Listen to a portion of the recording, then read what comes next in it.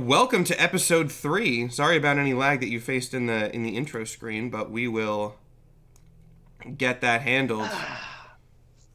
And yes, for those who didn't see, which is probably a lot of you, because I don't think we ever did like an official announcement. I mentioned it in a couple places, but Mike is still here, notably, which I'm sure is going to catch a lot of you by surprise. Mike is still here. Mike is going to be a longer term cast member. We liked Styx so much, and we need, just at the very least, a bare minimum standard of morality that Styx Bradley we need some more qualified in to this provide. group. We need one good person, One please. good person. We need one And that one good And to person be fair, is... we like Styx and Mike the person, not just Yes. the character.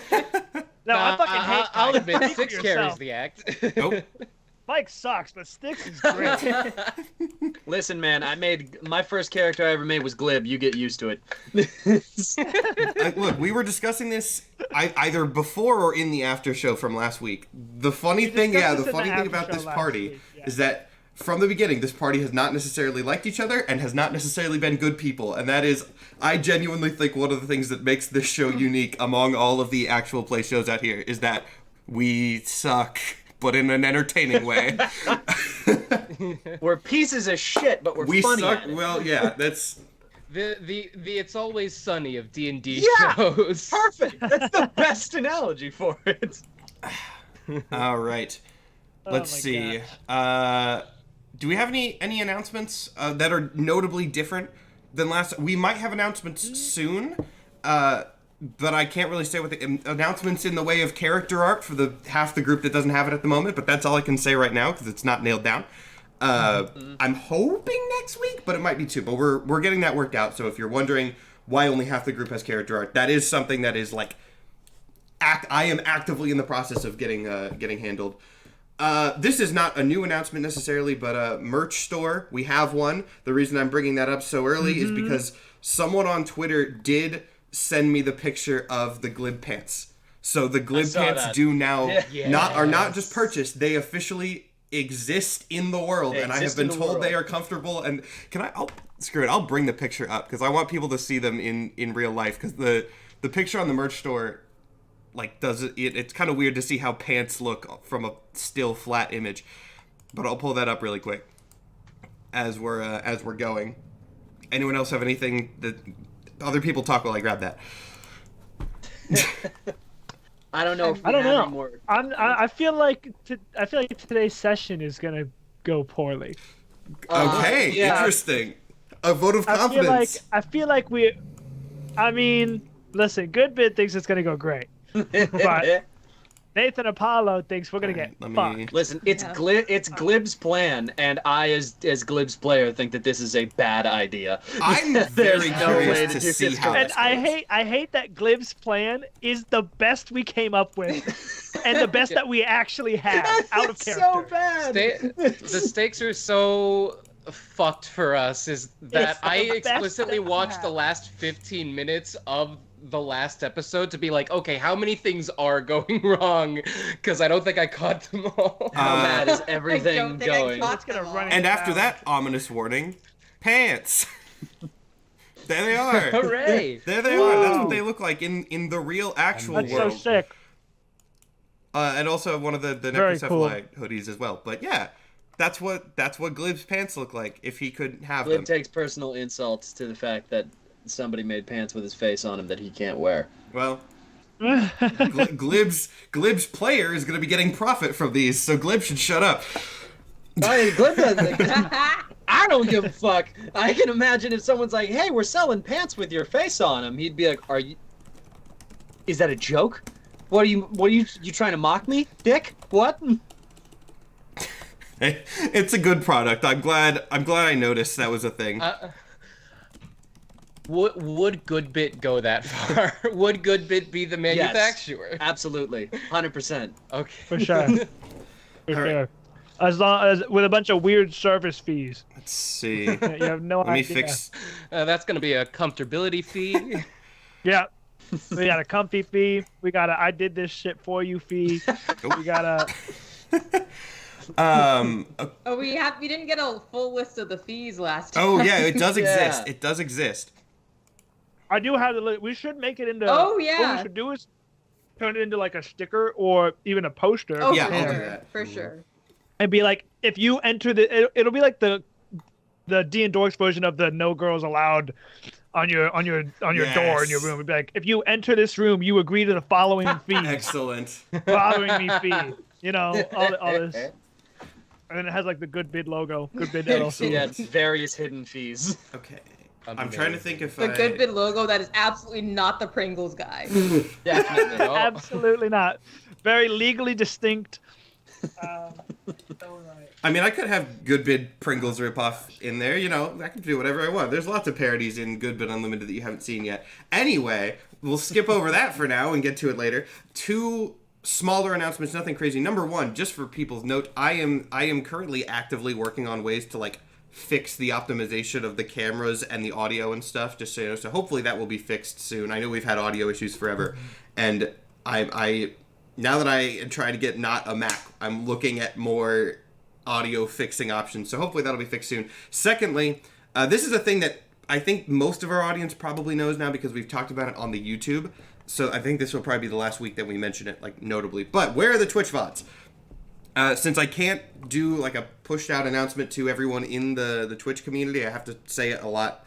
The Twitch VODs are no longer going to be available immediately after the broadcast because turns out we don't get any ad revenue or channel promotion or like algorithm points or anything from those, unfortunately. And since this and content in general is the full-time job of a couple cast members, we really need that. So I'm sorry if you watch the VODs on Twitch. All my other VODs are on Twitch for what that's worth. But now the only options for the show going forward are going to be the live broadcast on Fridays or the YouTube/podcast uploads on Wednesdays. Again, if you watch the VODs, I'm sorry, but that's just kind of what we, for practicality's sake, have to do.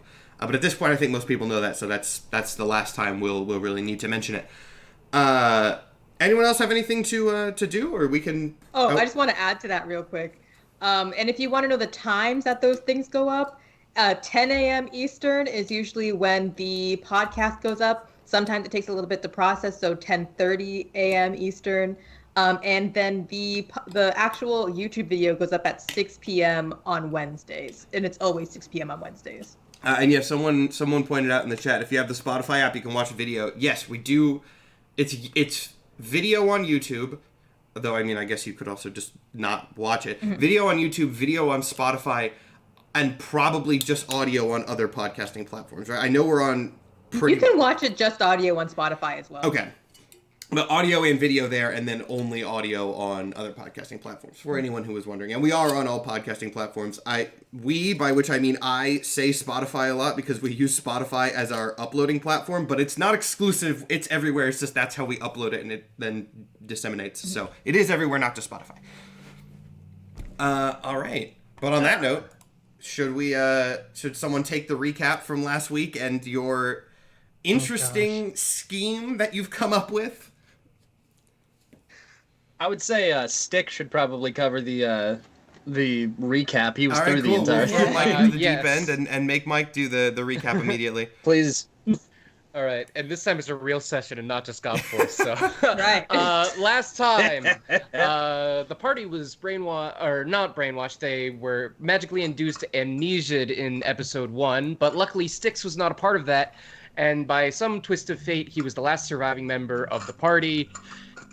After a month, he was able to get everybody together. They obviously didn't have their memories. After some screwing around with chaos magic and order stuff and how those interact, we were able to get rid of the amnesia for Goodbid and Bello in the chaos realm at that point. Polnari does not like Goodbid or my name Styx because they are order aligned, which will surely be important. But then they had to find Glib, which was the hardest part. After going to the Necrocephali and finding out basically everything that Glib was up to in episode 1, long story short, trying to do a coup in order to get them to kill and Emmy. doing pretty well for the time, I should mention. Like for how quickly he started it, not horrible. Speed run. I had 20 minutes and successfully accrued. Yes. Very impressive, but unfortunately went wrong. So the party had to find him basically living on the streets. We spent 30 minutes in an alley trying to calm him down and get him to come with us. It eventually happened. Glib got his memories back. And would it actually be okay if I hand it off to you, Panda, for the last part of this with our plan and our scheme and how everything just so escalated. People on the Skype comment, we just hit a really big lag spike that I don't know why. God, I hate my computer. So I'm hoping that'll stabilize. Too much information. Okay, no, dumping. it's stabilized. It's stabilized. We're good. I was trying to upload a file. I'm gonna do that on the break and not while we're. Yeah, don't do that. JPEG, Don't do that for the record. I'm not trying to strain anything. I'm trying to upload one JPEG to Roll20. I'll do it later. Nope. That's for those who don't know, for those who are new to this try. show, I run this entire thing, like the Roll20, the conference call, the stream out. I run everything off my Mac because I am a recently graduated college student who doesn't have money or a PC. So please allow me some leniency in running this show mechanically. Anyway, continue. So after we ended up going back to Goodbid's apartment that he apparently had gotten during the 7 months, which, by the way, Goodbid never really looked around his apartment that he mysteriously has. Other than the fact that you know about it, you weren't surprised about it at all. Just, oh, yeah, this is what my house would look like. Yeah. We ended up going back to Goodbid's apartment that he got during our 1 month time jump. And during that time, apparently the shit that Glib had done with the necrocephali had influenced the leader to make a very stupid and rash decision to attack Polnari to try and get back at killing Glib because I had gone missing. And all of his people were very, very mad about that. So our plan right now is to try and sneak Glib into Polnari and make it seem like he was trying to either help me in some way or not keeping me captive. Essentially, have Polnari hand me over as a hostage to hopefully stop a war, because the necrocephali are very angry and very, very ready to start killing people. And this is not going to turn out very well, as the entire party has already predicted. Yeah. It's a hell of a plan. And whose fault is that? Whose fault is that? Yours! What are you yelling at me for? I think it was at least a collaborative effort. I'm the DM. I'm blameless. None of this is my fault. And so now I think our plan is to go talk to Polnari, but we're going to make sure we disguised Glib in some way before we did that, because he's supposed to be dead. I'm dead or captured, so yes, that is excluding the 30 minutes you were trying to get me. Yes. The cameras are killing me today. I might just pull up another image as instead of the main cam, because I don't know what's up with it. I'll fix it later. But yeah, so here's the thing. We jumped so quickly into the actual session this week that I'm really... That means you guys are either super excited for this plan or really scared for this plan, because it's been 15 minutes since we started the stream entirely, and you're already like, all right, let's go, which that's good or bad. And from what Nathan said earlier, I'm thinking that you're dreading it. So I am excited for this. I am. Oh, right. Somebody also pointed out in the chat that we had there was also a squid that was spying on us. Yeah. While we were doing all of this. And unbeknownst to the party, that blank thing, that crying blank thing was above the house the whole time as well. Yes. Let's see. I'm going to cut the main feed because it's either going to be super tiny Mike and Panda or giant Nathan. So, you know what we're going to do because it's thematic? For now, we're just going to have this. We're just going to have the necrocephali thing until it needs to be something else, because that's a large part of what this episode's about anyway. All right, continue. I might save my computer a little bit too. Are we just hopping in? Are we just hopping in? I mean, yeah, if everyone's up for it. Fuck. All right. So we'll pick back up in Goodbid's apartment. How are we gonna disguise Glib? That's the first question. Because I don't. So there's a ton. I got this. So yeah, I'm sure there must be like some clothing in Goodbid's apartment, right? Suits. Yeah, I mean, it's not going. Suits for a 7-foot-tall man. Wait, hold on. Yeah. I am 3 feet tall. What's the plan here? I got it. Don't worry about it. I got it. So I wrap him up in like a t-shirt, not a t-shirt, like a bit. What are they called? The long sleeve business shirts. A button down. A button Yeah. down? I like put the button down on him. I minor illusion him to be yellow. There we go. All right. Glib is gonna look down at himself and go, "You guys realize that there's like 100 Glibs in the city, right?" And you'll blend right in. Yeah. Really? I hold up my hands that are very obviously too small for the sleeves. Really? You're a bit of an eccentric one. A billion bajillion timelines it's bound to happen. Like this one is an artist. Mm. Yeah. Everyone drop your glib sonas in the chat. Oh my god. We gotta be able to do better than this. we gotta. Yeah, I also want to point out that as this shirt is being put on me, you see small holes appearing in it, and I'm like, I don't know if you thought this part through. Yeah, I wasn't gonna bring that up unless one of you did. I can't wear clothes. Okay. Oh, Hold on. I didn't know that. I hope part. this shirt wasn't expensive, Goodbid. What if I No. put 2 shirts on? Would that help? I still have acidic mucus, dude. I don't know what to tell you. Don't raise your voice at me. I'm not raising my voice at you. It's impolite. How many of there is there? There's me, Glib, Styx, and Bello. That's 4. I have invisibility. I could cast at let's see, 1 person for 2nd level, 2 for 3rd, 3 for 4th. Is that like an AoE around you? Because we can't really bring. No, it would just Well, be it's not a good touch. idea to bring in. Oh, okay. I would touch you. We all are invisible for an hour, or until we have to attack. Because it's not greater invisibility; it's just invisibility. So I could cast invisibility at a 5th level, and we could all just. Hey, Goodbid, you still got that briefcase? That? Do I? Oh, yeah. I don't know why you wouldn't. We literally always fucking do this. We always do We've done this 1,000 times. I want to point Why is this there out. always a plan to disguise? I want What to are we point this out too. We have a prerogative. We have a plan for this I would already. love to think that while Goodbid is explaining, like, all right, if I cast a 5th level spell, I can get you all invisible. Glib is opening the suitcase. Now, How could I forget Operation Briefcase? you guys are kind of on a clock, and you wouldn't know this in character, so I'm just gonna say it. Like, you guys could have Stick. You could have taken Stick out of the boat when you were there, but just no one did, and you left. And I was like, all right, I didn't bring it up because if you guys forgot, I was like, whatever. But you guys could have had Stick this whole time. Bitch. All right. Well, We're we back don't. in it. We are A-okay. Click. Glib is in the suitcase. Glib's Let's in the just box. take a stroll.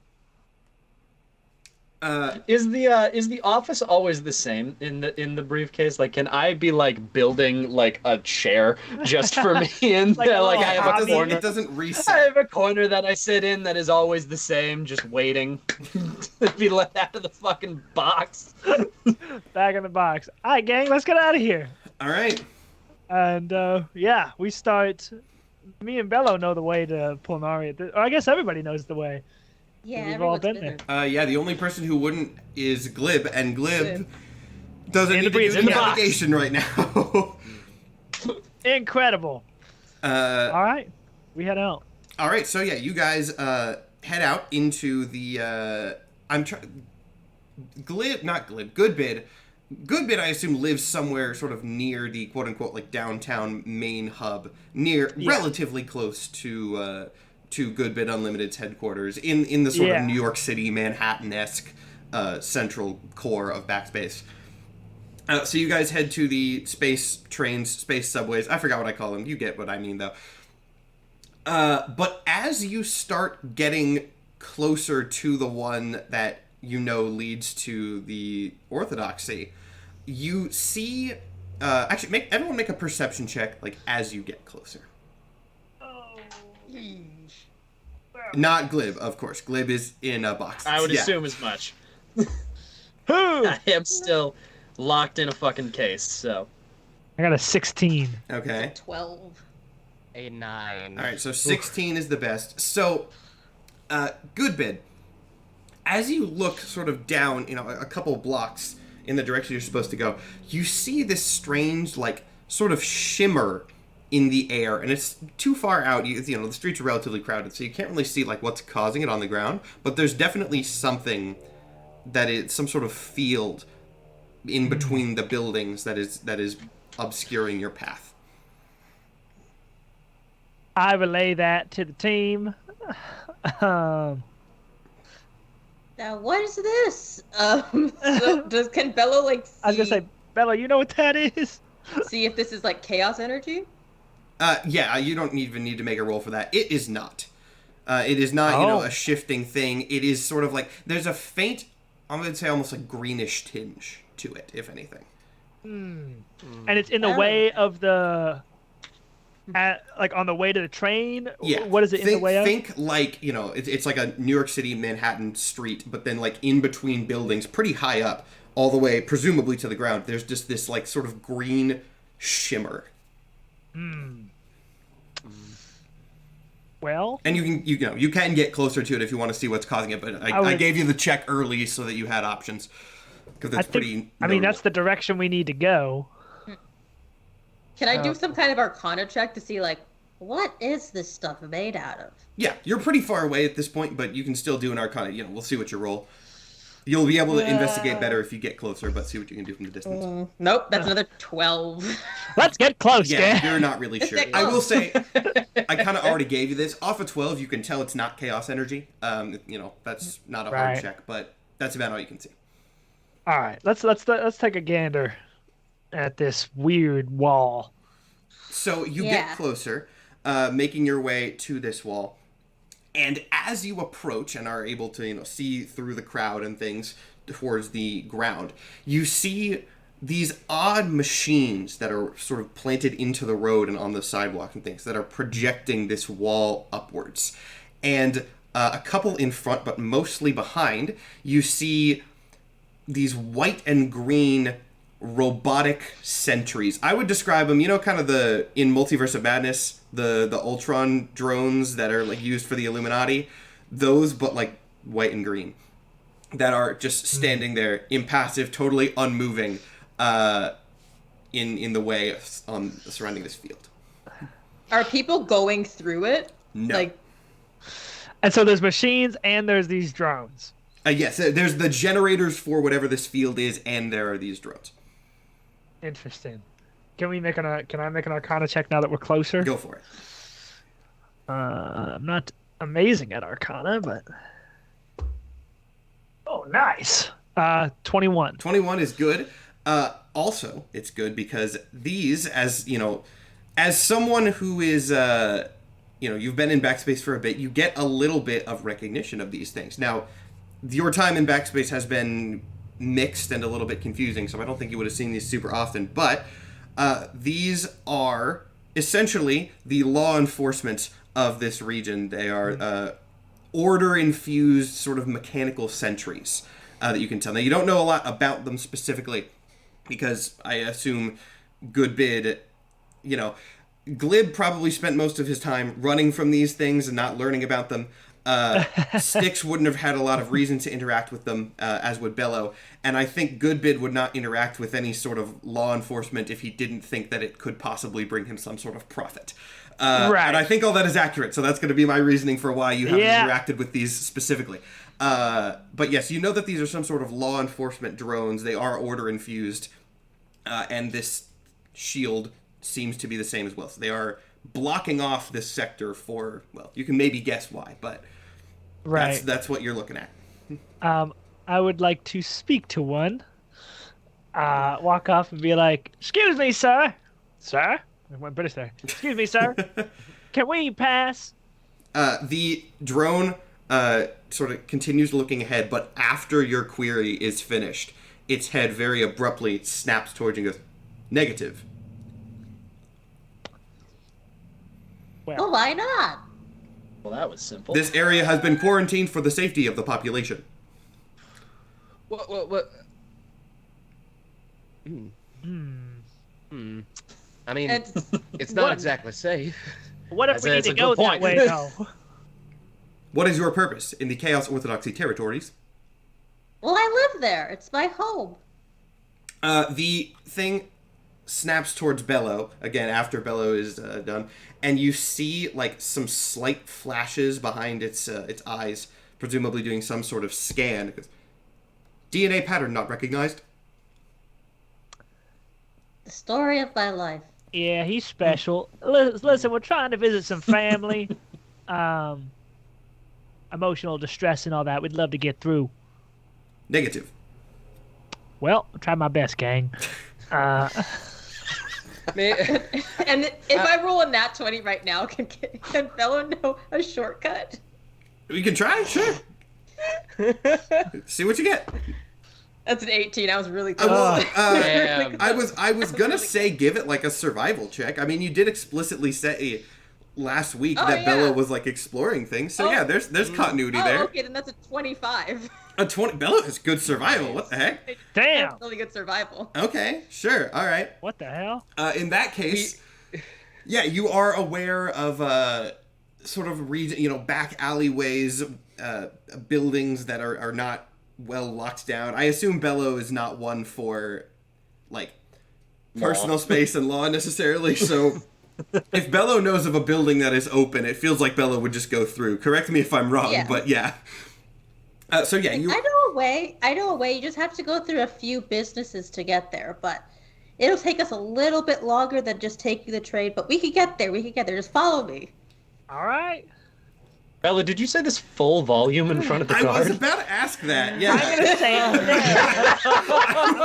You just actively said, "Oh, no problem. I know how to get in there anyway. All right, let's go." I'm gonna say we walked away. I mean, I don't know if you do get to just say we walked away afterwards. I think you guys had a plan. Can I roll a luck check? A luck check? A luck check to see for what? If I walked away? That's not luck. That's not luck. That's not how that works. You just said it. I would consider you very lucky. All right, hold on. Let me turn this thing on. Yeah, you just said it. I don't think that's how that... So, after Bello is finished, there's a brief moment, and then you notice every drone just snaps its head towards you. God damn it. This went off the rails. Maybe the fastest the session has ever gone off the rails. You said these robots are order infused, right? They are. Is there any way, and maybe this is too stupid. Oh God. But is there any way that Styx can lay a hand on them, a Vaktan infused hand, and try to influence their knowledge? Because I do have a god of wisdom. What exactly are you hoping to do? Give me more specifics. I'm intrigued. I'm not shutting you down yet. But I don't want to make them forget it, because that is literally what the polar opposite magic did last time. I want to convince them that Bello was messing around. What Bello said is not true. It's a prank, bro. Okay. Give me a deception check, and we'll see what you roll and go from there. All right. Can I help? Can I help? Sure. You can give me an assisted deception check. Okay. Let's try that again. Okay, that's a 17. And I forget what assist or help does. It just gives him advantage. Oh, okay, then go for it. All right, sweet. Yeah, the first roll was a 7, the second was a 14, for a total of 17. Let me... Or for a... Where did I put my dice? Did I not get my dice after... I think my dice are still in my other box. Okay. I can roll for you. No. I got an app on my phone. I got an app on my phone. I'll use that, and then I'll grab my dice in a second. I had them in a box of stuff from one tell you how good the roll of my home games. Oh, You nat can trust one, me. guys. It is actually pretty low. So Our luck is astounding.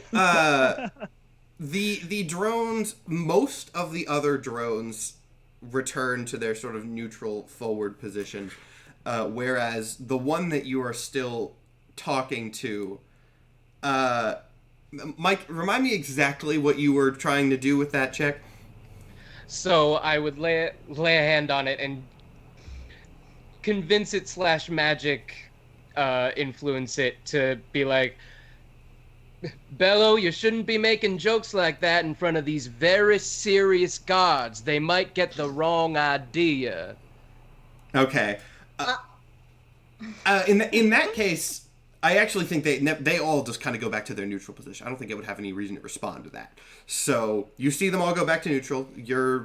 For what you've got. Let's get out of here, gang. Let's fucking run, gang. Let's all calmly proceed to the bathroom. Yes. Yes. Good idea, Bello. All of us right now at the same time. Just this way, Together. fellas. There's a Towards safety the hazard. We gotta go bathroom. in a group. Classic fellas trip to the bathroom. Yeah. Nothing weird about that at all. You get some weird looks, not from the robot, from the other people around. Like, let me remind you that this is a city street. Oh my god. Nothing really shows that none of our party is smart until. Yes. What let's Sticks? all- What's your intelligence? I forget. Are you the smartest person in the party, or is it Goodbid? I know it's one of the two. My intelligence is 13. Mine's 12. So, Sticks is the smartest. Sticks is the smartest. Oh no. Sticks is the smartest. Yeah. I just want to inform everyone that the person whose plan we're following has an intelligence of a 9. Fuck, it is always sunny. Everyone's so I don't remember where this is the from. punchline is that the person giving you directions right now has an intelligence of 8. So Ugh. Oh my god! I don't remember Right. what The two the people in charge of this plan what this Bello is is from. the are in Charlie of single mine. digits! Oh god! It feels Towards like the Styx's restroom. thing is just like, yes, my favorite type of victory by default when it comes to intelligence.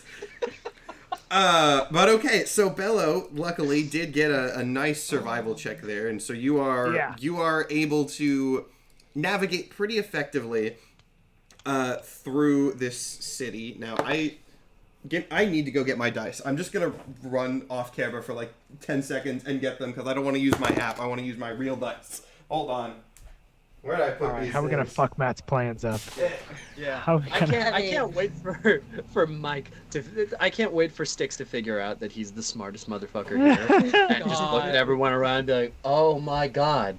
Good. Oh Okay, my I got god! You people have killed Fancy so many dice bags. gods. I can tell. How?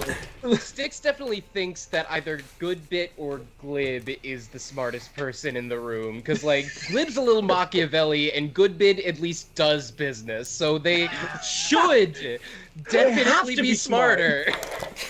You would think. This is only before I make these rolls that I need to. I want to say something that will only matter to people who watch my other Twitch streams. But if you do watch my other Twitch streams, this will be really funny. So I just want to point out the giant industrial shelf is still there for anyone who gets some.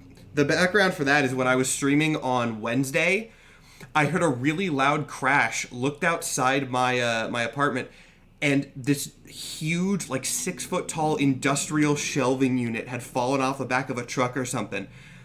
And someone moved it like off the middle of the road to the sidewalk, and it's still there. It's been sitting there for like 3 days, and no one has done anything about it. Sounds like a free shelf. I wanted to take it. It's too heavy. It's huge. Get out there with some tools. It's massive. Anyway, Dismantle it. Anyways, let me do some rolls here. Okay. Oh, all right. Never mind. That was a really good time for you guys to get a nat 1 rolled. So, Let's go. as you continue through Bello's shortcut, going through several stores. Like, definitely seems like you're going through, you know, the back of stores and into the stock room and then coming out the main entrance, etc., etc. And that's how you're like, getting around street barricades and such. There don't happen to be a lot of people around to see you, which is nice because you are going through areas that should be quarantined. But I want everybody to make a perception check, actually, because this might matter. So make me a perception check really quick. Here we go. Oh, I see jack was shit. really I bad. see shit. Sticks got a 17. Okay. Okay, cool.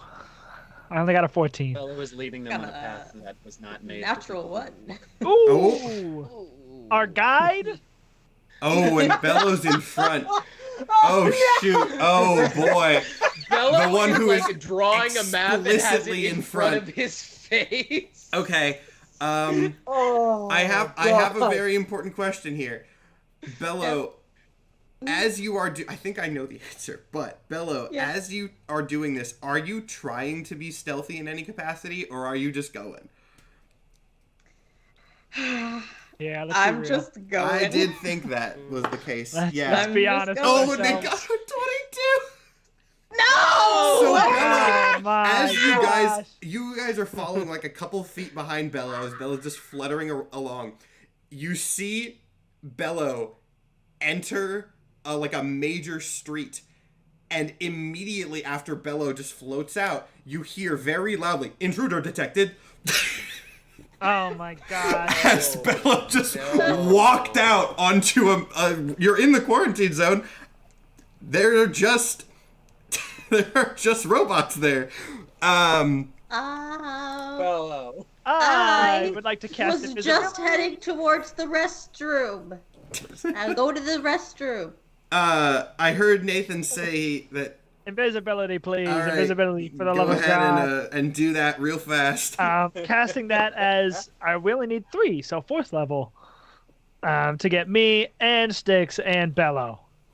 All right, and you don't have to do any rolls for that, right? Nope. All right, so I just have to touch everybody.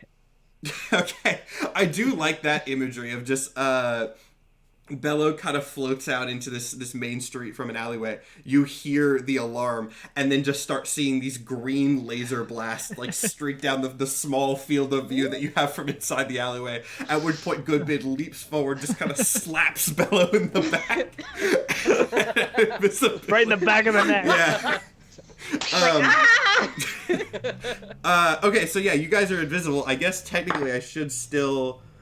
Bello, what's your AC? Oh my gosh. It's 13.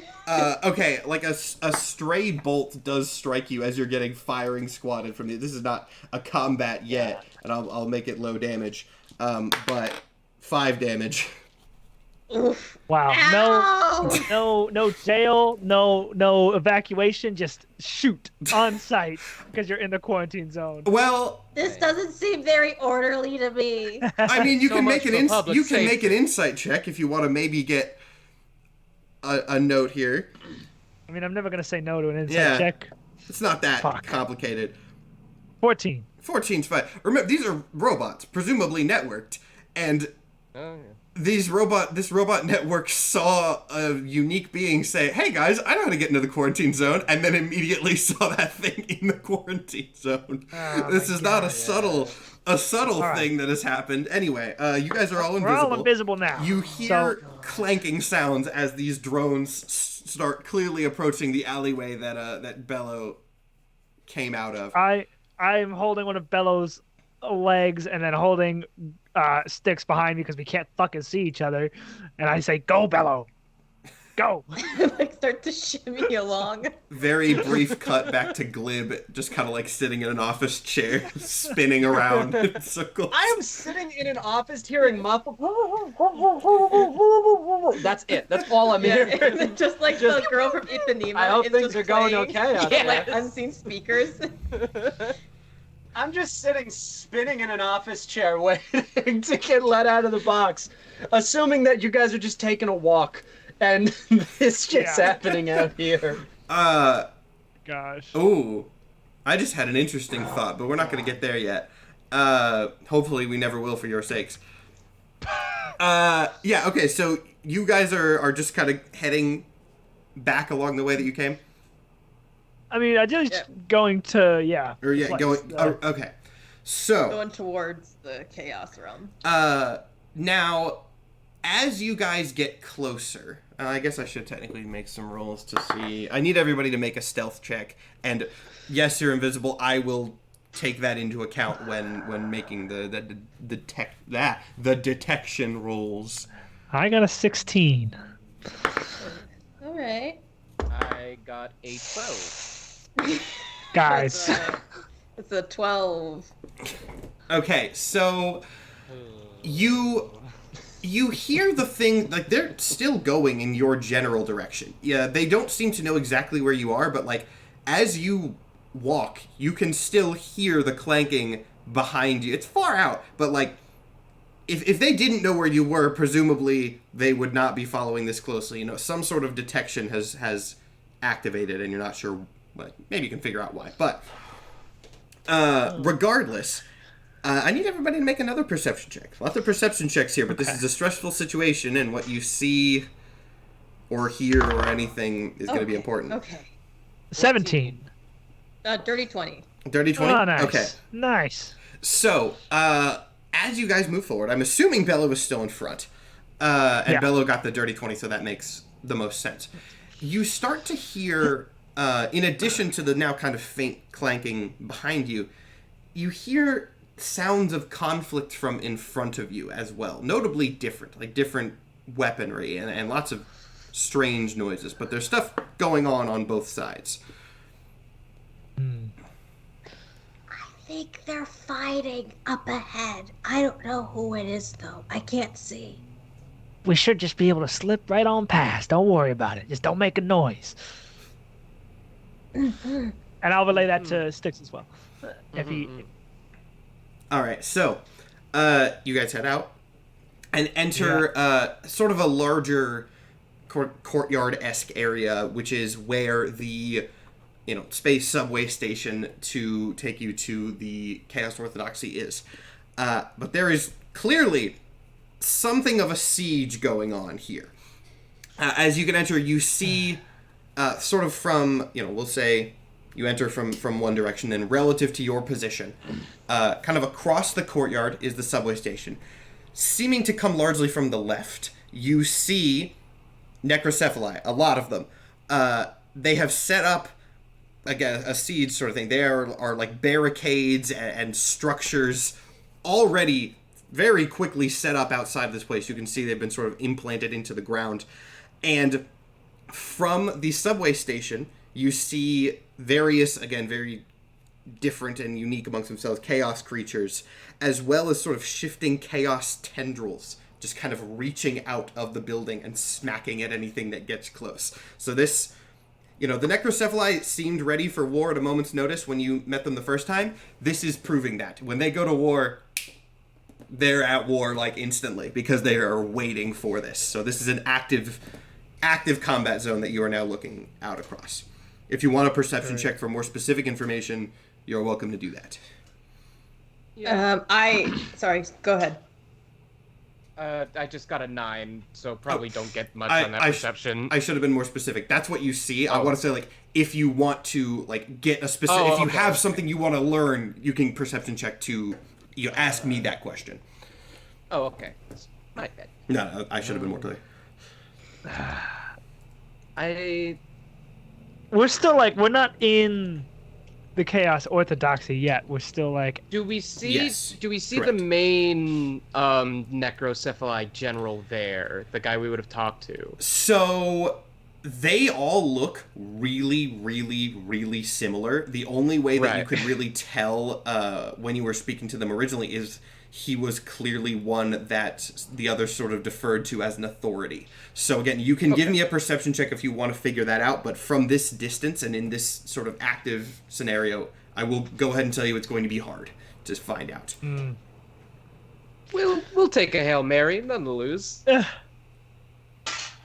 No, that's a 4. Yeah, these are all... Those are a bunch of fucking scary squids. Yes. The biggest thing you notice here is, like, all of the chaos units seem to be unique, whereas all of the necrocephali are almost identical. There's a kind of scary contrast there. I guess scary in both sides are sort of scary in their own way. Right. I mean, I guess we just keep going. We got a meeting with Polnari. I don't care about all this extra stuff. Yeah, I wanted to see if the tendrils I'm looking at are Polnari. Okay, Arcana check. That's a 22. Short answer is yes. They do feel, they feel vaguely connected to Polnari, if that makes sense, but that could just be chalked up to the fact that they are, like, at a far distance. But they do feel connected in some sense, exactly how you're not sure. Okay.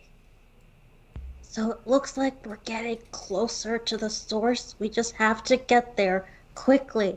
They're destroying my home. Let's do it. Let's go. All right.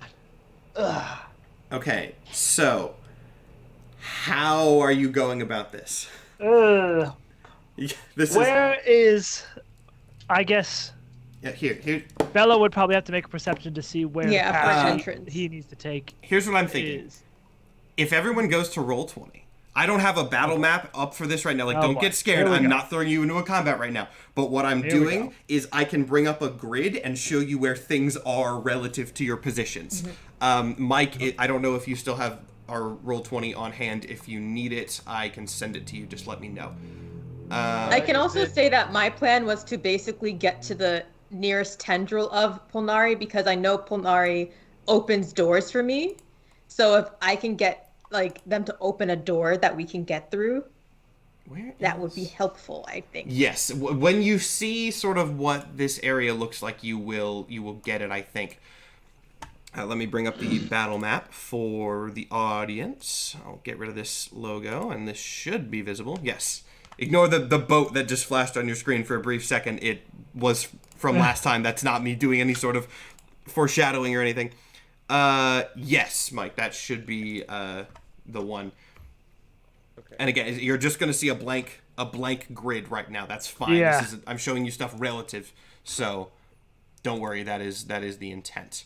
All right. Oh, good. I still have all the little colored D20 icons that we used for Fight Fest, so I'll use those to mark positioning. And again, distance, not necessarily 5 by 5. You'll get the idea. So I'll use purple for the. What? I'm dragging it over there. Oh, that's because I'm doing it on the player screen. My bad. Yeah, I forget that I have 2 tabs open so that I can control the audience view separately. That would make sense. Okay.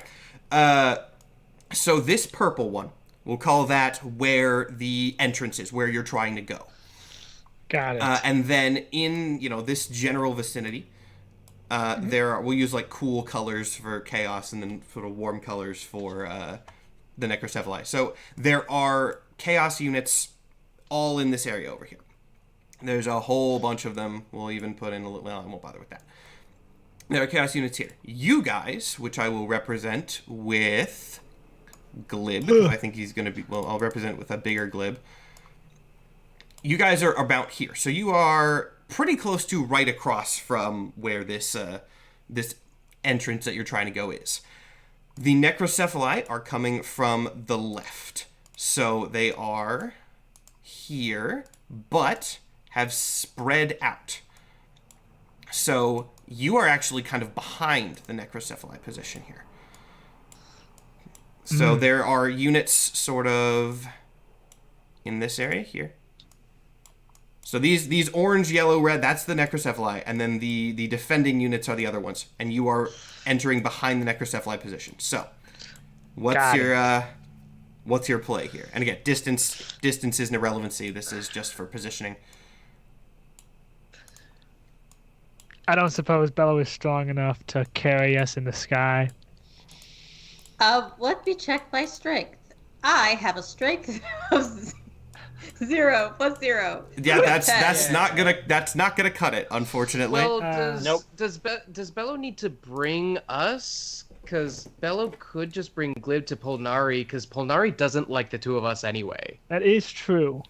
But outside of character, I'm not super keen on splitting the party that's already Right. going to only be 4 people.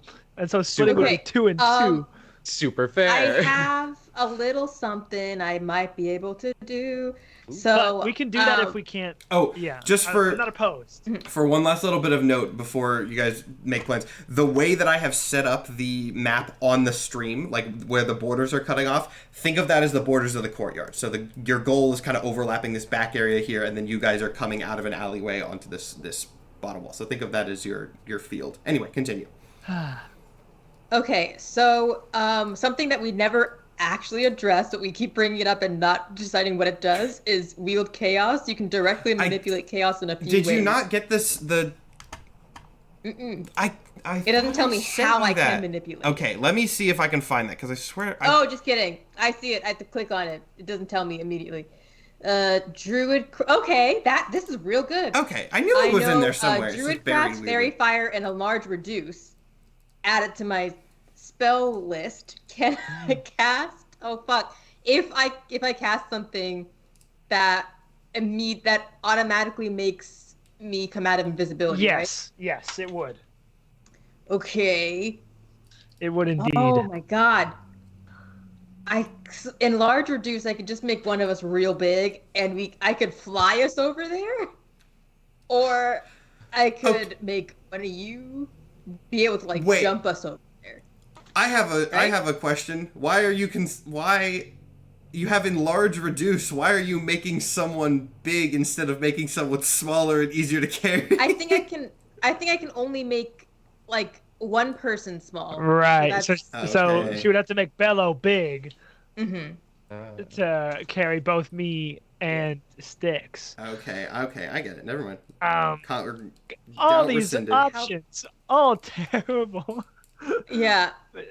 I mean, not the It best. won't really work for me because it only makes me one size bigger. Can I make some kind of either insight or perception on how difficult I think it would be to sneak through all of these units? You can give me an insight check.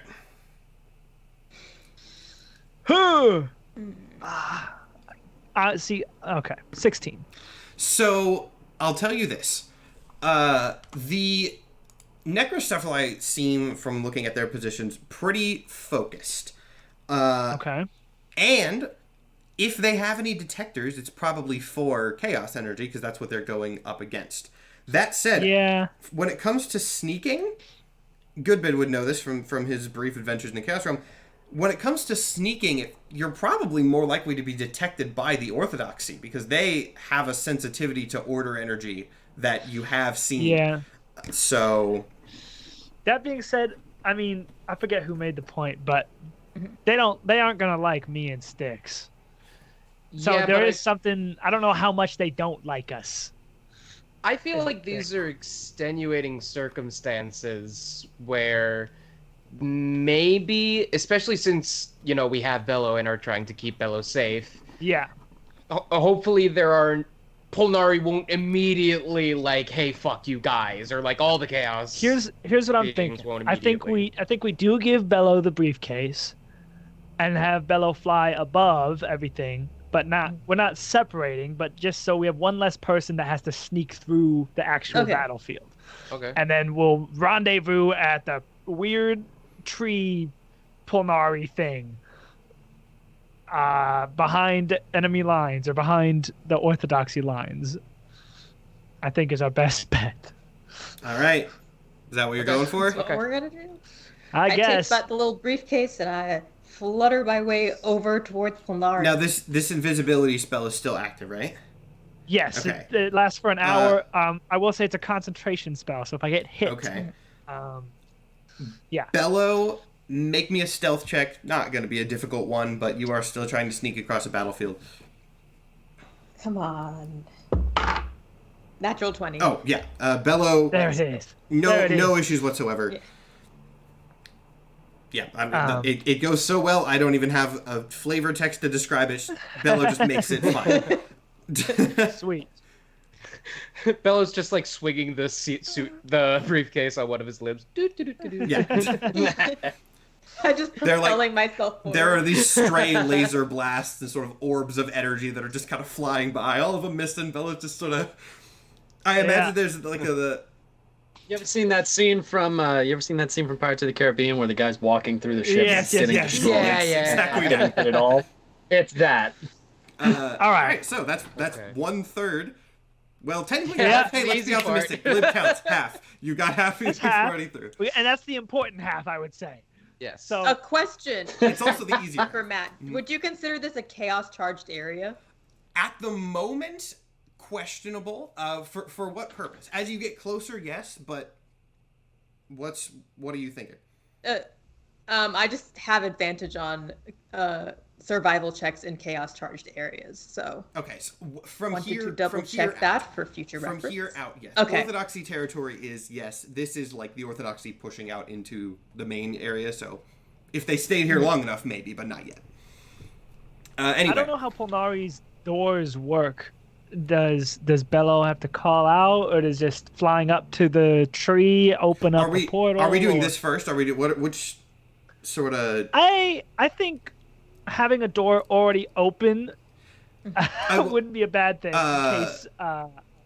Bello, don't worry about that. Bello and Polnari can open doors and get that handled. Cool. All right. Now the scary part, then I guess. Yeah, now for Yeah. the difficult part. So is this just stealth, or How, dexterity, or? what are you just walking through?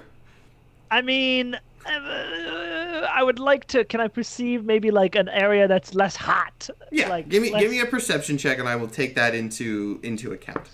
Huh. That is 23. Okay, yeah, that's fine. So, you are able to, with some difficulty, kind of find a position that has been less fortified. So I'm gonna need you guys, Styx and Goodbid, to go ahead and make me stealth checks to start. There will be more checks, but stealth checks will be fine. Okay. Oh, fell off the table. Okay. 17. 17. Sticks. I got a 9. A 9. Okay. Total? All right. Total. Let's do some rolls here. Can I do anything? I Bello don't think is so. gone. No. Can I, Bardic? Would that take us out of invisibility? I don't know if Bardic takes... okay, well, you know what? My executive ruling on this is Bardic will not take you out of invisibility, but to do Bardic for Goodbid, I do believe you have to speak. So... You're right. I'll say it doesn't take you out of invisibility, but you would make I won't to do it. Okay. I won't do it. It's fine. We'll We'll figure it out. All right, let me do some rolls here. Yeah. I heard a 9 from good old Mr. Yeah. Bradley. Yep. Yes. We're staying close by each other, I'd say, as well. Just for the record. Okay, I'm gonna go ahead and narrate my rolls here, which is not something that I would usually do, but I think in this case it's fitting. In which case it was fail, nat 20. Oh. God So Fuck. you are pretty okay. Here's what we're gonna do. We're gonna refer back to the and the fact that it was the last one to sucks even worse Shit. because Sticks his dip and Dobbins You- weave yeah. it, and then just boom. you guys bob and weave your way around the necrocephalite positions pretty effectively. There are some close calls, but you managed to make it. And then, like, right as you step into the middle of the battlefield, kind of leaving necrocephalite controlled area and heading into the orthodoxy area, you hear a shout from behind you. And let me. What's the spell? There's a spell I want to use here. Don't worry, it's not as bad as you would A fairy think. fire? Yeah, I'm gonna go ahead and say a sci-fi equivalent. You see these lights from one of the necrocephali like barricades. This scanner sort of fades over you, and your bodies are. Great. Let me see if there's a. Oh, you do get a dex save throw for this. You do get a dexterity saving throw. Huh! Okay. Dive under a piece of rubble. A dex save. I'm proficient. Let's go. 16. 15. That said, I didn't actually make like a stat for these. Hold on. Let me make it. Let me decide what the save should be really quick. You got 16 out of 15. See, I was hoping you guys would either get really low or really high, and I wouldn't have to calculate this number on the fly. But okay. Oh, barely squeaking by. Bonus intelligence. Let's see. These guys are approximately level, so they're probably going to be sitting at like a. And this is going to be a tech thing. So, you know what? I think you both pass. I'm going to be nice. Because I'm trying to. This is a machine doing it, not a like an individual character. So, they do still seem to be aware of your position. That's the other reason I'm going to let you pass. This does not remove their awareness, but you are not actively outlined. You are still invisible as so. Okay. You should go. You do start seeing these red bolts. I'll describe them just for flavor. They look, the bolts that the Necros have fly, they look almost liquid as they fly. You can see like little droplets flying off of them and dissipating as they almost like holographic blood in a way, sort of being fired at you. You also do see several approaching your position or the position that you they think you are. So give me actually, you kind of have options here. What's your play? They know that there is someone there. The Chaos people also therefore do, but they do not have your exact position. What you going for? I'm not going to give you any hints here. Okay. All right, Mike, I'm gonna level with you. Yeah? I thought this would be a breeze. Why? Literally, why would you think this would be a breeze? So, my first instinct is to yell to Bello, open the door, and then, assuming it's an actual physical door and Bello doesn't just blink out of existence, I can dimension door us to the door and get out of here. I don't know if I would know what kind of door opens in that case. That's my first idea. Your first instinct makes more sense than mine, but might be equally risky because just so you guys know, I'm going to interrupt you really quick. Was let's start. Okay. I'm not going to be super strict with this because I think that this kind of thing is annoying if you go too hard with it. But I am in my mind timing you. This is the situation in which you don't have a lot of time to think. So. And basically, I was gonna say let's start screaming, "Hey, fuck the Chaos people!" and try to like get by on their side or like within the horde. But your idea makes more sense. Okay, I'm gonna shout, not cast message, because if I cast message, we're not invisible anymore. Mm-hmm. Or wait, yeah, because I can't cast spells with just regular invisible. So I'm gonna shout to Bello. Bello, open the door! Open the door! Open the door! And I just imagine just like a little doorway opens up. I mean, yeah, you imagined it in a less gross way than I would say is canon. It kind of like folds inwards, but yes. Cool. I would like the dimension door to that. Go for it. And I can take a willing creature with me. I am most certainly willing. Styx, do you consent to have me take you out of this active war zone? Yes, please, for the love of gods, yes. So we come out of invisibility for just a brief second and then go to wherever the door is. I assume in the air by Bello. Yeah, it's not in the air. It's on the ground, sort of. Imagine, like the entrance to this building where the trains are has been kind of overtaken by this chaos stuff, and a hole opens in it that you can go through, which does work. Now, this ends Bello's invisibility as well, correct? Yes. Okay, so we're in the door. Well, now that you're inside the building, I guess I should say. The first thing that you notice is, it's the subway station, the same one that you were there in before. But there is this mass of chaos tendrils, this sort of web that is coming out of the the entrance to the orthodoxy tunnels. You can see that the train, the trolley that takes you there, is kind of like askew as it's been wrapped in these tendrils that have emerged and taken over most of the room.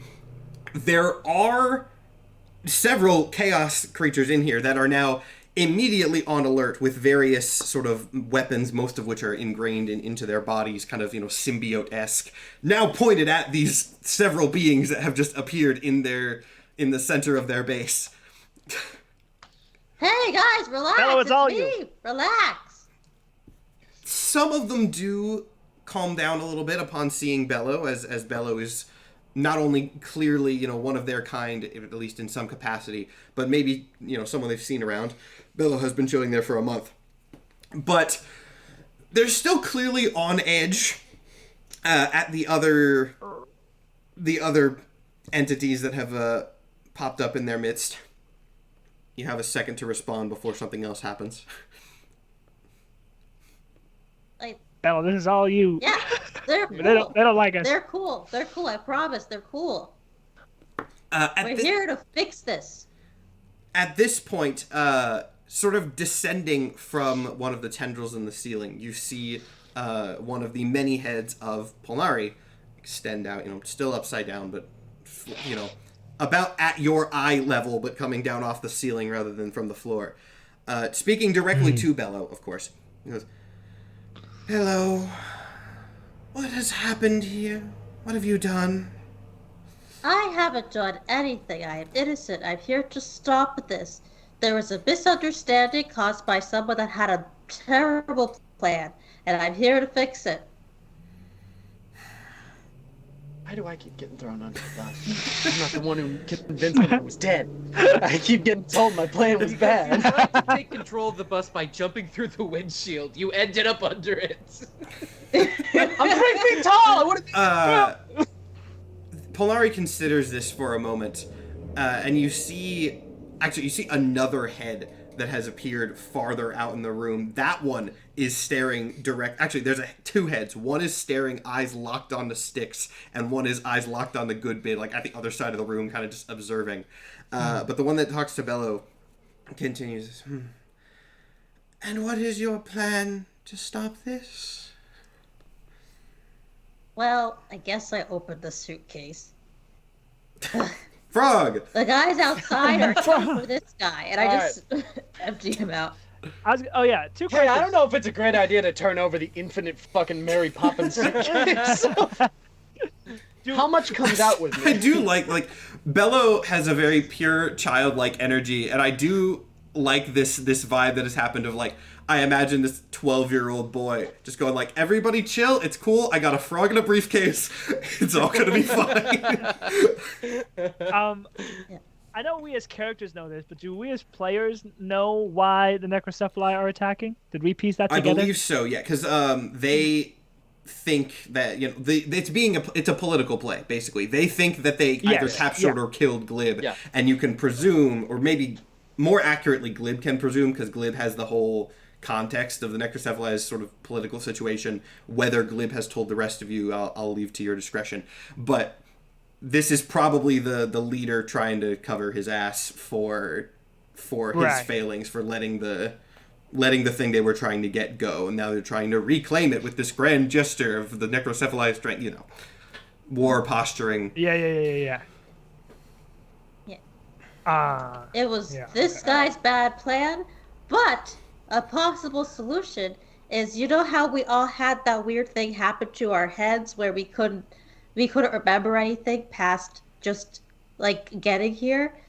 You're really good at all this chaos energy stuff, so if you just tell them that you were trying to fix his mental thing, maybe they'll back off.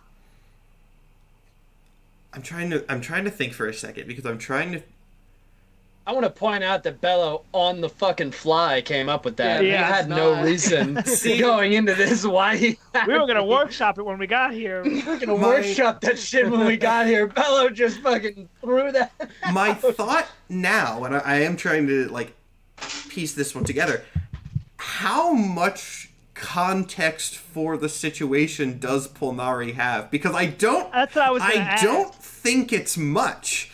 Because you told me a while ago that Polnari had an idea what happened to me and just didn't say anything. Oh, I don't mean the memory thing. The memory thing is definitely something that Polnari is aware of. I mean, like... Oh, that's what I'm talking about. Well, no, you said something along the lines of, like, oh, we can tell them that you're fixing the memory and all that, which is good, but... Yeah, okay, I'm trying to think. So, Polnari kind of pauses for a second, goes, I suppose that is believable, but I still don't understand why they are attacking. Would you like to explain glib? Okay. Yeah, these fucking numbskulls told them that I died, or that I disappeared. I had a very well thought out plan that everybody keeps throwing me under the fucking bus for, but I had a plan, and then Emerald decided to wipe our fucking memories for a month, so I disappeared. They told the leader, that I was just fucking gone, because they didn't know where I was either. So now, the leader is attacking you, because he thinks I'm dead, and he thinks you did it. Because that one, and I point to Bello, was with him, and that one was the one I promised them. So we are up shit's creek without a paddle, and the best way that we can do this is for you to act like you've had me this entire time. Otherwise, they're just gonna keep going. Okay, alright, so Polnari has been caught up on the situation, at least mostly, not necessarily the motivations, but the events. Alright. Polnari thinks about this for a second, just kind of freezing for a moment. You hear the sounds of battle continuing outside. This is still very much an active conflict. It says, so you wish to be surrendered to the attacking forces? Yes. Oh, no. They really like me. The second you say that, Polnari goes, as you wish, and a tendril extends out of the wall, wraps around Glib, and just hurls you back outside. That is not what we had in mind! Why is everyone just tossing the fucking frog yes. today? Why You is this said the yes! play? So, you then hear...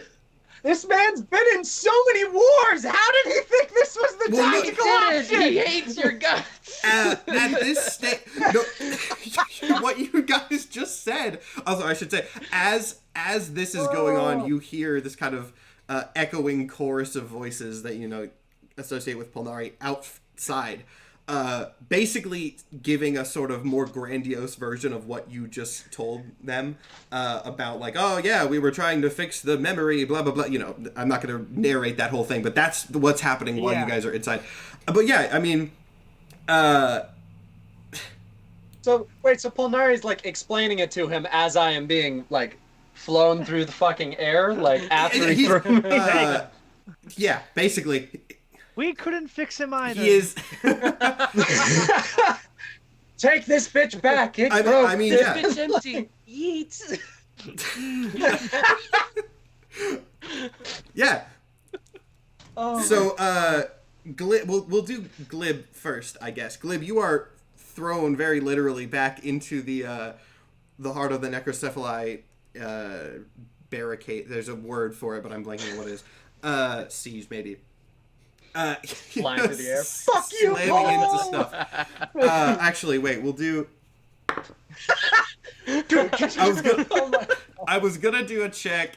I hit like 5 things on the way. I decided to do a check to see if anyone caught you, and their sort of collective army rolled a 2, so you just slam head first into a wall. No one even moves. Like, they don't bother. Oh my god! You're resilient. You'll bounce back. They they're not too worried about it. You We'll are bounce back off of that fucking wall. Ooh. Oh, I just realized something. I need to make some perception checks here. Did nobody see that? Oh, no. It wasn't that. It wasn't that. It was the timing of some effects that happened earlier, which someone did notice, but we'll get to that in a minute. As this speech is going on, again, several of the Necrocephali, and one who you sort of, from the demeanor, presume to be the leader, comes to surround you, Glib.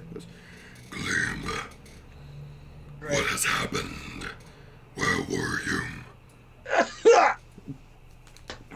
Where was I? I just got tossed out of that thing. Where the hell do you think I was? So you were captured, or did you go willingly? I had my mind erased. What? Why would I go willingly anywhere? I don't know. I didn't know anything. Listen, I wasn't captured, but that thing was trying to help. So stop trying to blow him the fuck up. That dude was protecting me. Now, Christ.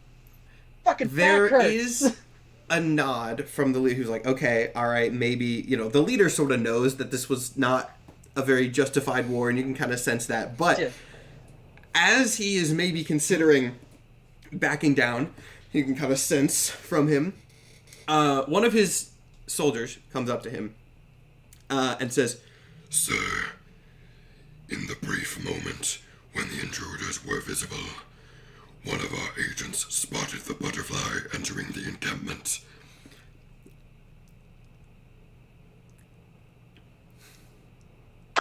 We're not here for only, this, right? Only Glib hears this. Because I realized there was like a half second where Bello opening the door, which is their target, and then someone got a 23 on perception. So... Okay. I see the leader start to fucking think about this. And I like hold my hand and I'm like, whoa, hold on. I know what you're thinking. Before you try and blow a fucking hole in the wall to try and get the butterfly, how about you fucking stand down for half a second, and the guy who's been protecting me for a month, I can go and talk to him, and we'll figure this shit out, okay? There's a diplomatic solution to this shit that apparently you scary cyborg fucks don't understand. You hear that series of sonar radar beeps that generally means the Necrocephali are doing some sort of internal communication, and after a moment of that, you see them not leave, but retreat to their barricades, and the firing stops, at least briefly. So, temporary ceasefire at best, but you do have that. Yeah, I'm big. I am gonna go inside and talk to them, and if I hear one more fucking shot, I swear to God you're not gonna like me when I come back. And I turn around to walk back into the fucking orthodoxy I was just thrown out of. The beings that are guarding the entrance look extremely wary of you, but given the circumstances, do let you back in. Okay. After being thrown out, y'all heard none of this. 5 minutes later, I walk back. I should add, the sequence as Glib gets thrown out the door, there's like a 30-second to a minute, just nothing changes. Then you hear the firing stop, and a very pissed off Glib just sort of stomps back in. Paul, when I say I want to be surrendered to the enemy, for fuck's sake, don't throw me! Polnari turns to you, and in a very casual, almost smug tone, just kind of goes, "It did stop the assault." I stopped the... Fuck it, whatever. I turn back and I go, okay. So I don't know what happened while I was in the box, but apparently they saw you. And not only did they see you, they saw you, dude. And I point to Bella. Hey. Yes, so they know that the thing that they need is here. So, and I look back at Polnari and I'm like, I need you to can you make a copy of him? A copy of Ooh. Interesting. What? Everyone thinks that he came from you. So if you can make a copy, I can take the copy so that I don't fucking surrender the person we just fought to keep. What a wild What a wildly lore impactful thing to drop so casually. Uh-huh. Okay. Polnari kind of like pauses for a moment, and then says, duplication is not the way of the orthodoxy, but in this case, if it will protect the rest of my people, I could attempt it. That would be beneficial, and if you can try and keep it fucking quiet, they're out there thinking that I'm negotiating a surrender, so I need you to keep this on the fucking low. Polnari pauses, nods, which I don't really know how the head just kind of goes up to whatever. It says, I cannot do it here. It shall have to be close to my main form. It will take some time. Okay. I turn to the group and I go, what is a reason that I can't give Bello over right now that they're gonna believe? Because we need to wait for Many-Face over here to figure this out. I have to pack my things. So I need to give them a good and reason. use the restroom. I don't think that's gonna buy us very much time. That sure is a suggestion. Does anyone have anyone that isn't gonna get us fucking shot? Ooh. You want, the Chaos Forces want a handoff. They want to make sure there's no funny business. This is one of their own they're giving up. Surely they would want some precautions and maybe a date a little ways in the future just to buy a little time. I like... You realize that the handoff is definitely going to be that Pull would want me in exchange for Bello, right? We don't know that, first of all. Second of all... I'm as important to them as he is, okay? Obviously, there's a coup out there. Well, then maybe they want insurance that this isn't going to happen again. They want to draft up some documentation. I don't know, waste time. Good, you do lawyer stuff, right? Yeah, perhaps we want a few days to draft up a peace treaty and have a formal event of a handoff, public, to publicly sort of announce the end of this squabble that At this having. point, Polnari Polnari interrupts and says, I don't believe a few days will be necessary. Bello's energies are odd, but I might be able to replicate them within a few hours. Okay, a few days would give us time to clean this shit up, as well as, let the heat die down. They're still pretty fucking mad out there. I can try and talk them down. A few days is probably necessary, because if it's a few hours, then they're gonna be showing up guns in hand. That is true. Polnari doesn't disagree. Okay. All right. So, first things first, we need to make sure that they don't think that you are here, and I point at both Goodbid and Styx. Because if you hand me a Goodbid Unlimited document, which I can see in your fucking briefcase, they're gonna know some fucking funny business is up. So, as much as I hate to fucking say this, Paul, can you make me some sort of document that I can bring to them that is a peace treaty? Interesting question. All I'm thinking is the card. He made a card out of flesh earlier, so if he can make a card, he can make a piece of paper. Okay. And I'll bring a fucking tattoo gun to sign it Okay. with. But So you're that's all I'm just thinking. asking for a physical item, not a written contract. I am looking for a physical item that is saying that this won't happen again. That it doesn't need to be a contract with like every single loophole backed in. Just exactly what Okay. it fucking says. He can make cards with faces. I need him to make a piece of paper. It can have writing written out of fucking hair and molds. Yeah. I don't care. That's I just fine. I guess Polnari just asks, like, what do you want it to say? Just like By turning over Bello, we come to an agreement to cease fire. Okay. Something.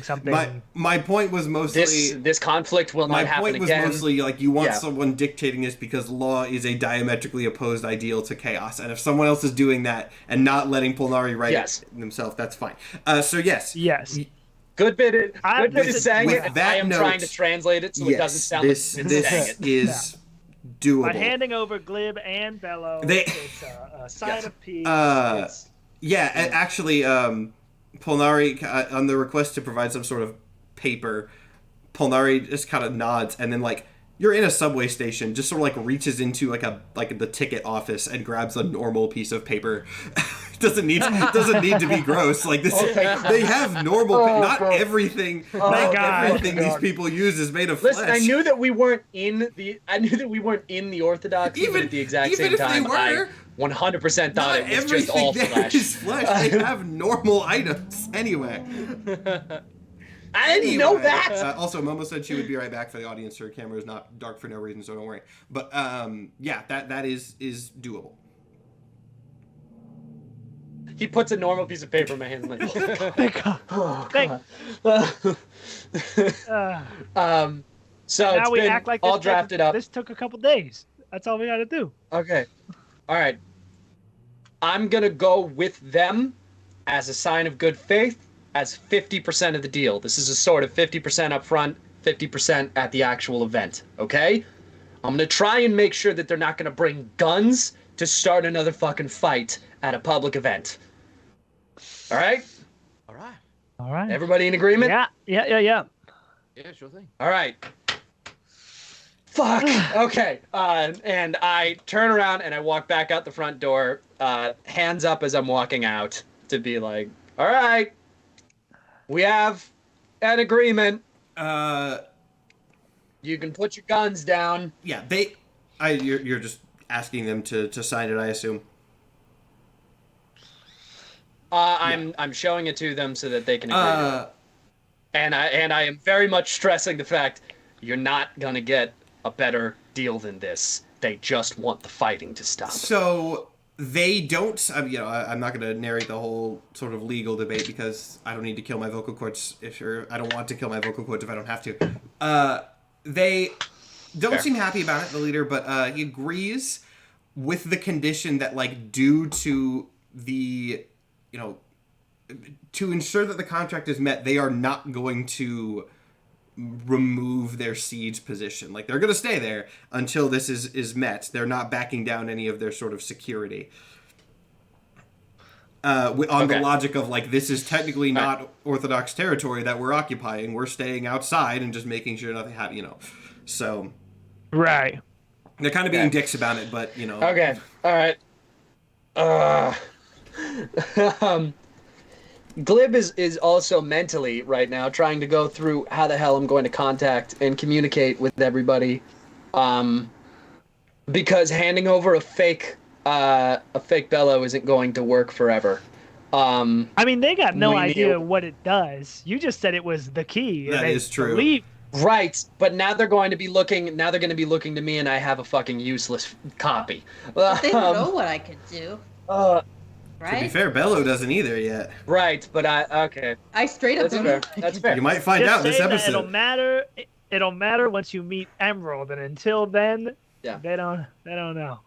Until then, this is just how we're going to handle things. Okay, so that's where we're at right now. Is I'm with the Necrocephali. You guys are with Polnari. Yeah. We have a couple days until the signing treaty. I'm gonna try and explain to the Necrocephali why this needs to be a public signing, right? And why they can't bring weapons. You know how in The Mandalorian the weapons are, like, important to their religion? Same bit. You're kidding. Yes, same bit. Same bit. Okay, so I'm gonna be like, guys, I get it. I really do. I am a walking fucking death god. I get it. I understand, okay? You are publicly signing a peace treaty bringing weaponry is a sign of this not being a peace treaty. At least you can bring the gun, just make sure it's not fucking loaded. So the leader kind of looks at you, and again, they don't have faces, they don't have expressions that you can tell, but you get the sense that it's kind of rolling its eyes at you and goes, We are cybernetic beings. We are weaponry. What part about me being a death god did you not get? I understand that part, all right? What I'm saying is maybe be less openly fucking hostile in your appearance when you come to this. There's got to be a way that you can tone down the spikes, at least. There's not really a response to that. Right. You can make me a Guys, persuasion check, I've but it's been gonna out be there. a very tough one. All right, shit. Please don't have my luck. Damn it. That's a 16. Not terrible, but I'm gonna try a little bit more. Be like, guys, I get it, but y'all live in a fucking dark pit on the other side of town. I've been in the goddamn streets. Nobody trusts y'all. People think you're scary. And I'm desperately trying to make them not think that you are an underground fucking rebellion. Yes, I know that's what the fuck you are. I'm trying to make sure that everybody doesn't think that, because we need to be at least a little bit trusted if we are going to get anywhere. So this is a good speech, and as the DM, who is a somewhat rational person, yeah, you're right. But to the leader of the entire culture that is literally based around, it's like, yeah, we lost in the past and are like, we're never going to lose again. We're never going to show weakness. We are going to like reclaim the strength and the victory that was once ours. You can't be like, show up and don't be violent. That's so antithetical to like their whole thing. At the very least, they have to show their strength. Okay. That's why they're so overdramatic, is they want to be seen as very intimidating. So the cybergoth vampire squids will... Can he be telling me that? Like, he needs to be showing his strength and everything? Okay. In that case, I will very much be like, okay. Alright, that's fine. Bring the guns. Bring the spikes. Bring the big armored suits. Be big, be scary. That's fine. Make everybody terrified of you. Don't start shit. Okay? No fucking fighting. Can we just get through a goddamn sign, get the thing that we were supposed to get, which I would have fucking gotten if the person that I am trying to kill didn't erase my goddamn mind for a month? Can we just get this and move the fuck on? This would have been so much easier a month ago, but then you decided to start a fucking war! Okay? These terms are acceptable. This debate went on for 2 days. Christ! This is the last day. It's why he's so aggravated at this. He's just like, you can't not bring the weapon! I also like to imagine that at least some of this discussion, because I don't think, like, they're staying in the encampment, but I imagine that Glib is not for the whole time. So, like... Glib is... Yeah. There's this, I like to describe this in like movie and TV terms. There's this scene that's like very close up on Glib that's like, okay, I need you to tone it down. I need you to not be over dramatic and scary. I need you to just look like reasonable, normal people. And then the shot zooms out to reveal that they are in this massive underwater, like, Gothic cathedral full of cybernetic spikes and weapons. it's just, We cannot do that. Walking into this military state. Hey guys, can we tone down the war vibes? Like, it's really not the mood for this. Just in touch! yeah, Oh my gosh. basically that. I'm trying to make everyone not come down here and murder us because you stupid fucks decided to go public without me. Putting corks on the spikes. Yeah. This one by one. All right, great. So that's happening in the background, and we can cut back over to that if any developments need to be made. But otherwise, let's go back to the orthodoxy with the rest of the party. Momo, did you hear? I think we determined some of the exact terms. Yeah, I could hear everything. Okay, Cool. So, Polari is ready to do this like immediately after the discussion. So is that what everyone else is planning? Like, Threw me out of a fucking okay, building, cool. not So, surprised. after Glib heads back out to do, whatever he's doing, which you guys don't know the specifics of, some of the tendrils that are encircling the train shift a little bit, revealing the door, allowing you to get on, and Polari kind of gestures for you to get in. Just Bello or everyone? Everyone. Okay, cool. Okay. Fly myself in. So you three get in, and the train shoots off. Notably, it's not nearly as smooth of a ride as it was the previous time. As you kind of look at this train, think of it as like a maglev thing, where it's like it's going down the center of this tube and it's kind of levitating away from, suspended from the walls of it, so that it can move without friction. And those walls are now covered in flesh tendrils, so it's like slamming into things, kind of getting knocked around. It's making its way, but it's a little less fast and notably less pleasant visually and sensory wise. But you eventually do make it through this mutated tunnel out into the main center of the Orthodoxy, where notably things don't actually look that different, other than the tendrils extending into the tunnel and a higher presence of chaos beings sort of around that seem to be reserved in case things get extra bad. Everything else is pretty chill. It seems Polnari is trying to actively keep this conflict away from most of his populace. Mm-hmm. But at the end, you are directed to the central spire. I go in as I always do.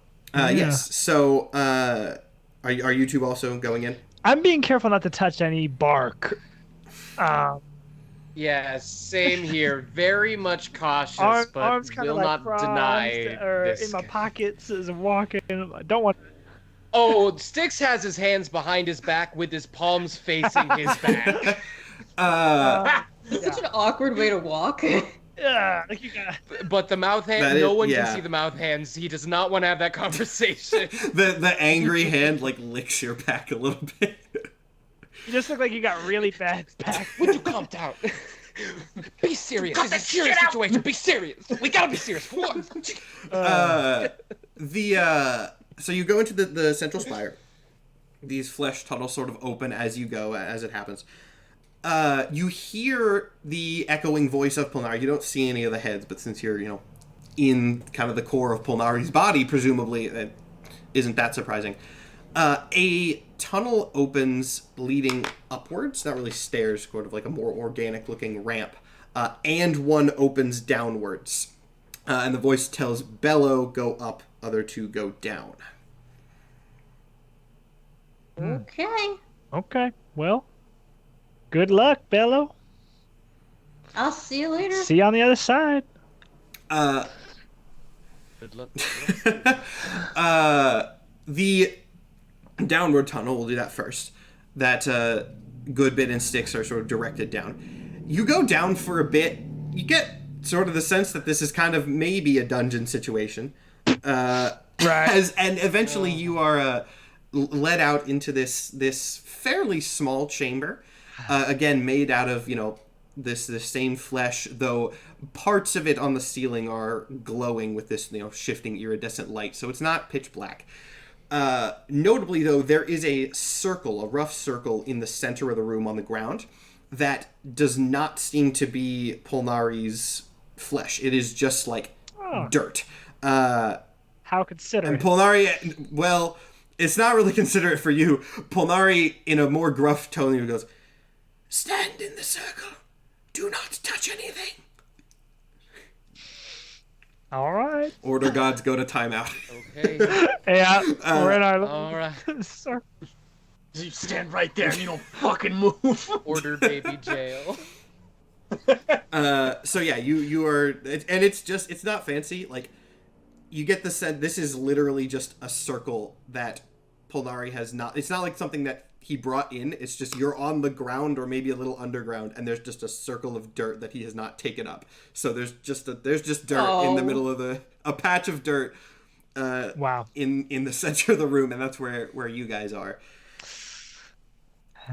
You know, I've seen worse timeouts. Yeah, you know, it's actually kind of nice in here. It is probably pretty No, I that's very not. much imagine it's like I kind of. Have you guys ever been to any Meow Wolf places, or are aware of, or if you're aware of generally what they are? That's very much what I imagine this whole territory kind of looking like.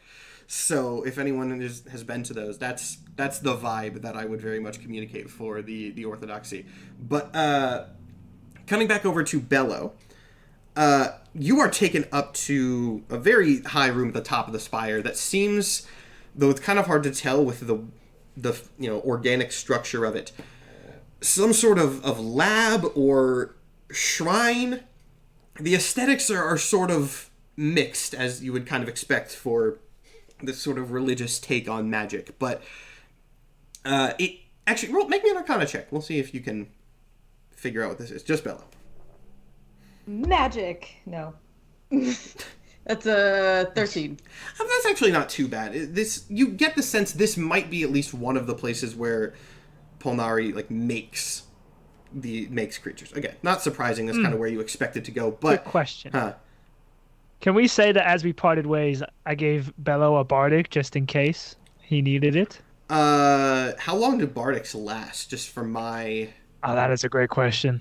But yes, we can say that. Only 10 minutes. Okay, I'll go ahead and tell you it probably won't be relevant. Yeah, I mean, never mind. Some of that was taken up by going up the stairs anyway, or up the ramp anyway. I can't. So yeah, you can keep that slot available for later. Now, Polnari kind of gestures to Bello to go and sit in this large chair, not a prime throne. Before people jump to assuming it's a prime throne, which I understand it is not. It is just a sort of large chair. It says, I sit in the chair. Bello sits in the chair. A few Polnari heads extend out and start inspecting. And the main one in this room, at least, not that there's a singular all the time, but the main one for now, usually only talks through one. It says, "Now, to properly analyze your energy, I will have to put you to sleep briefly." Well, how long? Is it gonna hurt? No, think of it as anesthesia. You can insight check if you want to know intent, but I don't know if Bello would implicitly trust. I honestly, I don't think I'd roll insight because I trust Polnari wholeheartedly. All right, good. Now the chat's gonna be scared because we don't have confirmation. So I'm Bello, scared.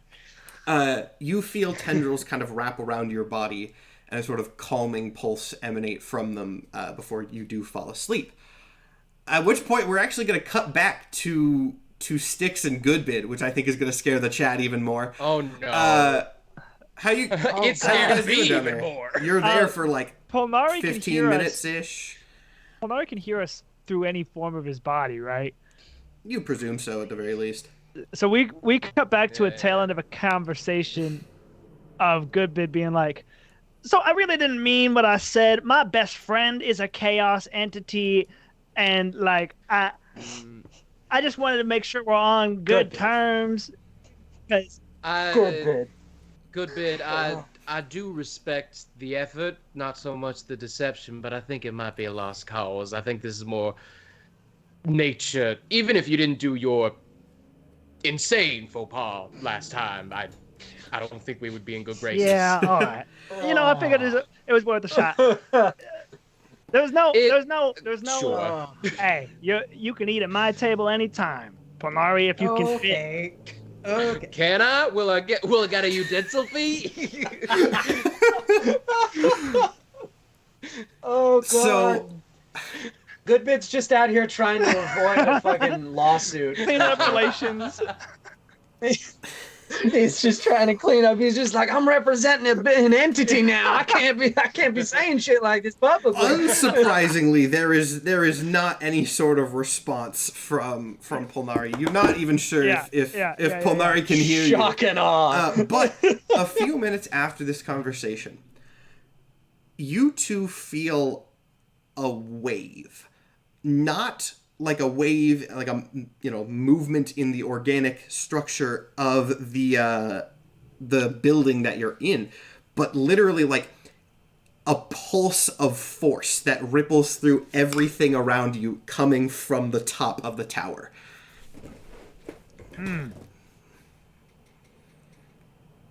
Well, hopefully that is the process. Can I roll like Arcana or something to try to see the nature of this? Both of you can roll Arcana. Yeah, I will do that as well. Oh, good. 19. Yep, you beat me, so go ahead. Like a large margin. It is very funny that Styx is the one that would do this, because Styx is the one that would have less context. And I will, take that into account. This energy is similar to the energy that you get off of yourself, actually, as well as most of the other people in this group. It is similar to God Force energy as you understand it, but in a variety that you have not seen or felt before. Now listen, this whole place gives me the heebie-jeebies, but this, well, that did feel particular. Godly in nature, but not one that I recognize. Have you, I assume you have more experience with this again? I'm what, like maybe 2 hours, 3, 4 in. Can I make another check? With the context that Styx gave you, I'll allow you one more, because I'm nice. It's like giving me a help action? Yeah. Giving me a little... Okay. 18? Didn't Styx get yeah, I mean, you can kind of get the same. You can kind of get this with your more experience. Like, I will say this, it is notable for Goodbid that Goodbid has not. You have not felt this particular type of energy either, which is interesting because you have interacted with, as far as you know, all 8. Right. Styx has not. Styx has only interacted with probably about half of them. Goodbid you have, and you still do not recognize this particular feeling. But it is, I can identify it as like God Force energy. Yes. But, okay. That's concerning. Yeah, it's definitely God Force, but, can't say I've had this flavor before. I need you both to make a perception check. Oh boy. Oh boy. That's hell dangerous. yeah. 12. 28. Okay, a 28 is more than enough to notice this quickly. This perception check was less to notice something in general and more how quick you notice something that you definitely would eventually. The room around you appears to be contracting. Oh no. Oh Fuck, I'm going. I think I'm black hole in it. Oh shit. Right. Oh, yeah, I point that out immediately. Is our circle staying the same, or? Interesting that you would ask. And you got a 28 on perception, so I'm going to give you a little bit more specific. The circle is shrinking as well, but as you sort of look at the edges of the circle, and this is something that you got off the 28 perception. This is that was a great roll. Thank you. It's not that the sort of flesh of the room is condensing to crush you. It is not like the flesh is extending again to make the symbiote venom comparison. It's not going over the circle. Like, the borders of it are staying the same and are not moving. It's just everything is getting smaller. That's not good.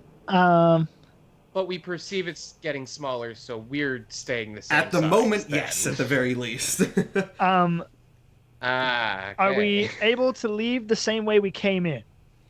So, The door is not there, but you know where it was at the very least. It looks notable. It looks different. I'll phrase it like this: like the wall has sort of regrown over it, but it is thinner. It is not the same sort of thickness as the wall. You can see where it was. Yeah. And presumably the tunnel is still behind it. I would like to try and leave. See, but we have to touch Polnari to get out of here, don't we? Like some part of him. Or them, rather. Styx will offer to try to reach out to Polnari and try to open this door area with his hands, if possible. There is no response in any capacity. Well, I know he feels us. Bad news. Can we even get our... So Styx goes up and... Mike, what exactly did you do just now? What were you trying to do? Try to, like, where the thinner area where the door was, try to, like, get... Like, reach your hand through it? My hands on it. Yeah, like, sort of dig my nails in and try to pry it open, I guess. Upon touching the chaos flesh, you do sort of get this wave of nausea and general unpleasantness, which makes this sort of distorting space situation even less fun to be in. But you are able to, possibly due to your order energy, possibly for some other reason of which you're not sure at the moment, claw this door open. Interestingly, though, the pathway that you looked at is no longer, like, the pathway is going down. You went down to get in here, so you would be looking up. It is inverted. Oh my god. Mr. Goodbid, am I incredibly nauseous? The whole place No, different? we're in topsy-turvy town now, buddy. Let's go. And I will help him as we enter the tunnel. So you guys enter the tunnel and start going downwards, which is, you were clearly on the ground floor because there was a circle of dirt that you were touching. So this is, something about this is obviously wrong. I want you to make a perception check as you go up. Thank God Goodbid is paranoid and his perception is insane. Oh my god, another 28. Another 28, okay. 11. Another 28. So, on this outer spot, you notice there are, like, windows that are more just sort of gaps in this building.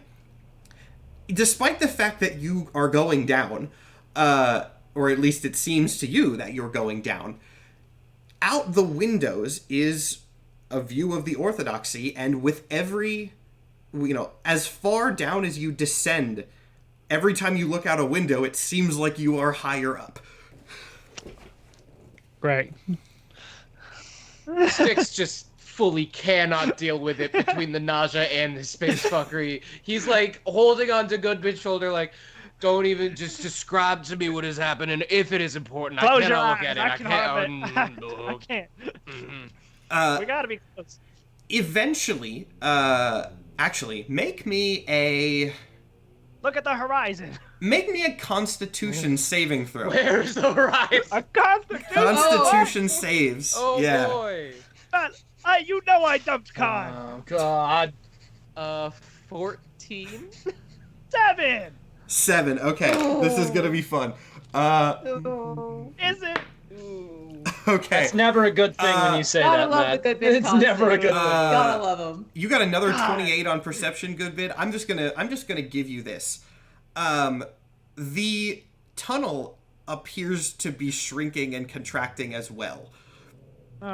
This time, though, Styx is contracting with it, also getting smaller. Oh no! But not me. No, not you. What in the same hell is going on here? How fast is this happening? It's happening like, you got a 28, so again, it's happening not slowly, but you also noticed it quick. Right. Holy shit. Oh my god, I don't even know what to do.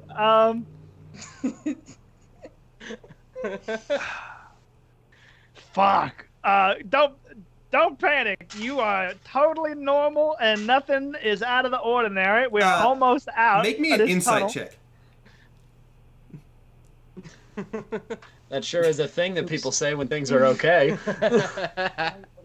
Oh. 16. Okay, I'm actually not going to give you anything off that. So, Fuck. Ah! Can I see what is outside? What is out the windows? it is an Is aerial it like recognizable? view. What do you mean recognizable? I mean, like, is it just topsy-turvy Dr. Seuss land, or is it like...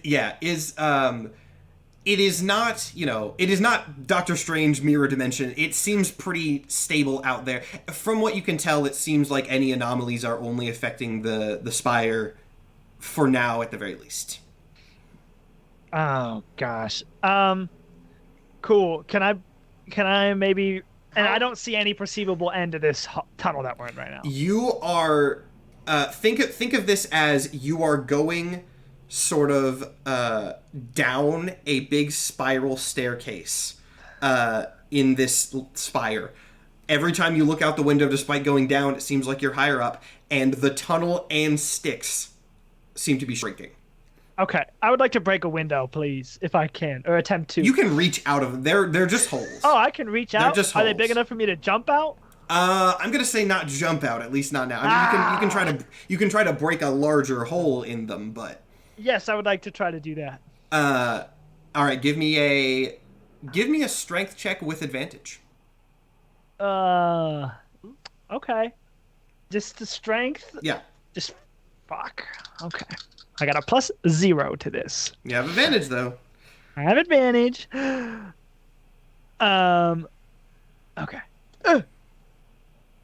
19. That's not a great 19. reaction, Okay. man. Yeah. So, for whatever reason, the wall seems weaker than you would expect it to be. It's not sure why, but you are pretty easily able to kind of smash your way through just with a punch or ripping it open, however, and make a larger hole. And as you look out, you can see you are several stories up in the air.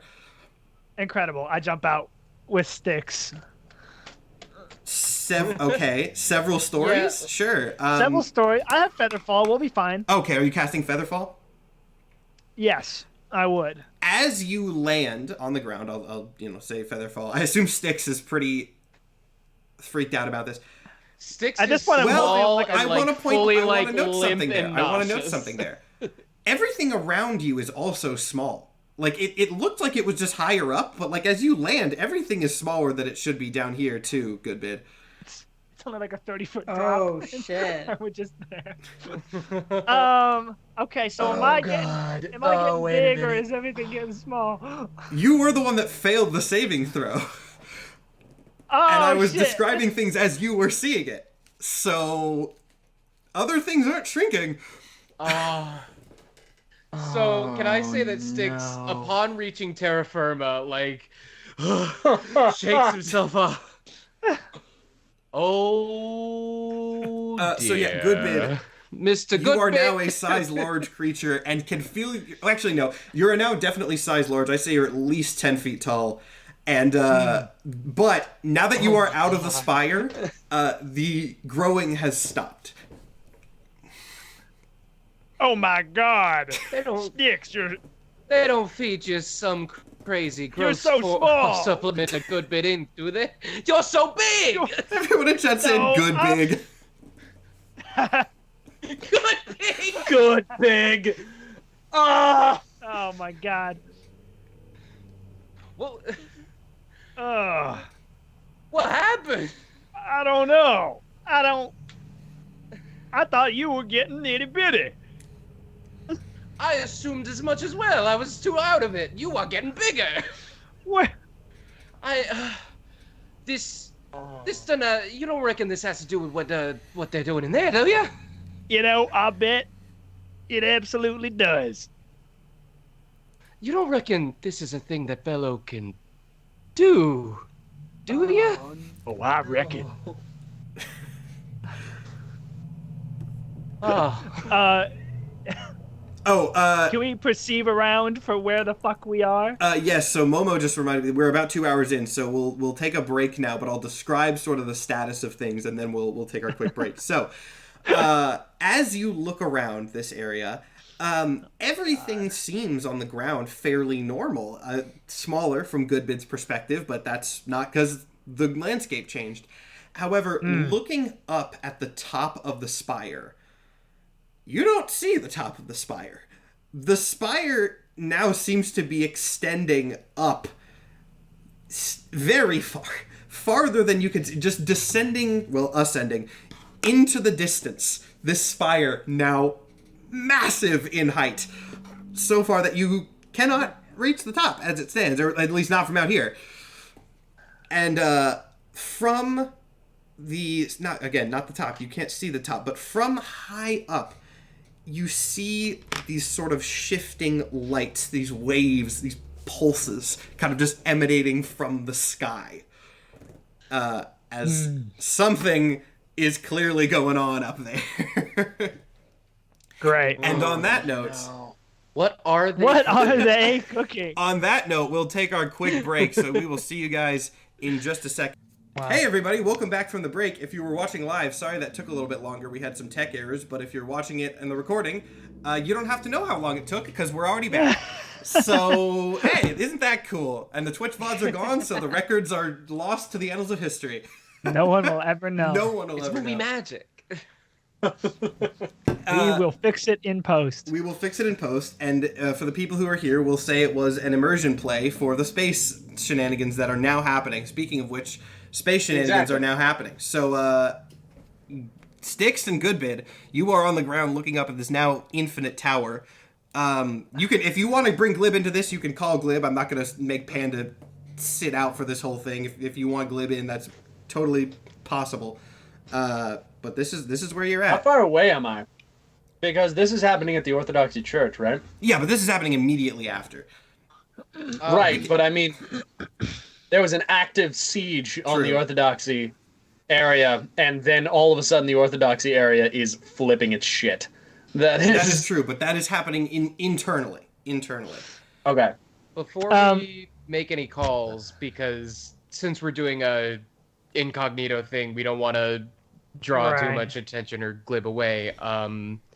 I want to confer with Vaktan, because Vaktan as a god, and more importantly a god of wisdom, I did not recognize this energy. Goodbid did not recognize this energy. Do you have any insight as to what is even going on? Interesting question. But no, actually. This is not an energy type that Vaktan recognizes either.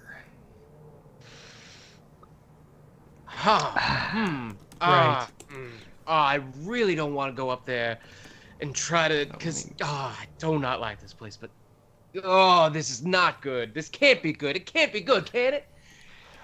It ain't good. It's not ideal. So, I mean, yeah, that's where you're at right now. Bello, things are happening for Bello, but we're going to deal with that later. Let me think about the politics of this plan. Is it even possible for us to... Because... Glib's wily. Because, like, over a couple... Glib's wily! Well, this is taking place over a couple days. I assume Glib would be able to slip out or would be able to go out, although I guess we don't necessarily know. Nope. But contact, at least, isn't out of the question. But if Glib does get here, then what even... Matt, would you say that we could piece together that our government-issued tablets were the reason we got fucked last time? That was at least part of the reason. You guys were going around and saying things, and that was one of the main places that you said stuff. So, yeah, I don't know. That's true. I'll shoot Glib a text. Just saying, like, come yo. Fucking, yo again. Yo part 2.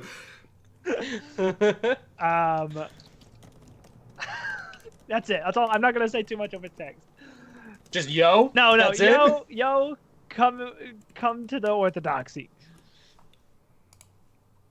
in the middle of an argument with them being like, you need to make it less spiky. More spikes is a bad idea. What do you give me a minute. Yo, come to the order. I'm gonna type back. Let me get this straight. Send. He's a multi-texter, of course he is. Oh yeah, absolutely. Of course. You want me to come back to the place that we just narrowly escaped. What would be my reasoning here? Fix this. You gotta see how big I am.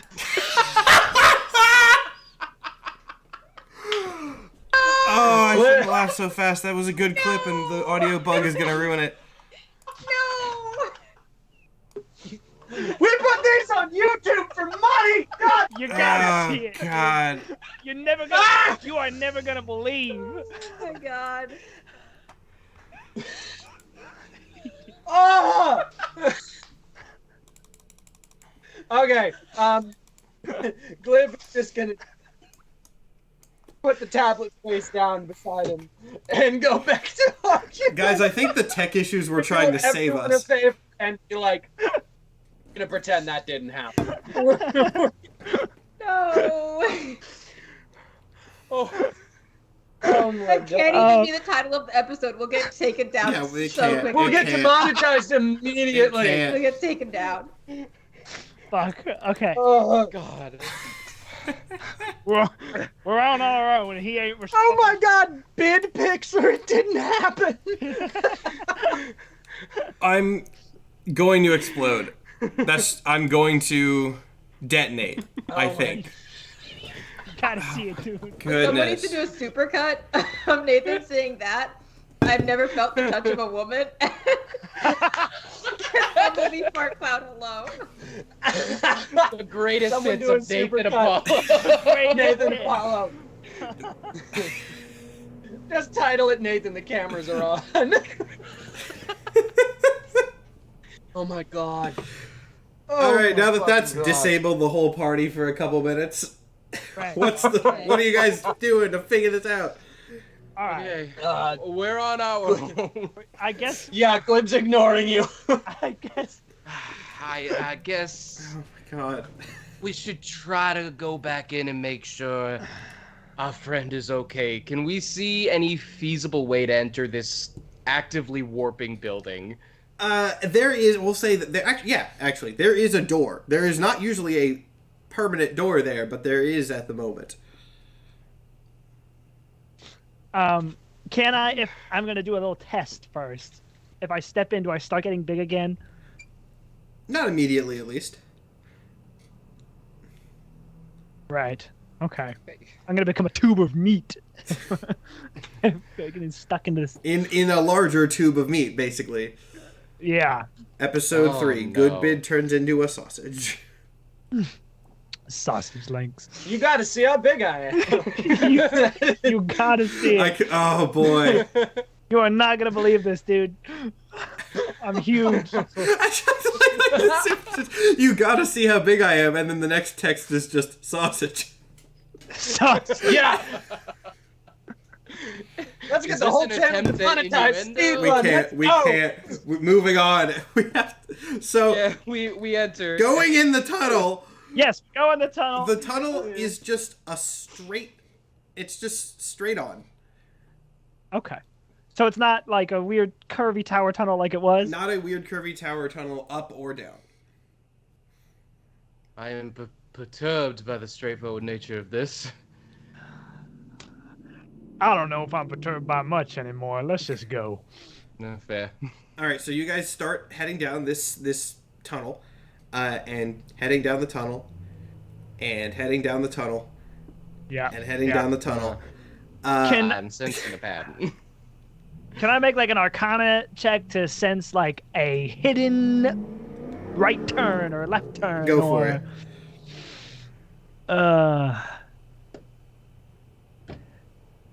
11. 11 is not going to do too much for you. Yeah, Ugh. I'll also try an Arcana check to see.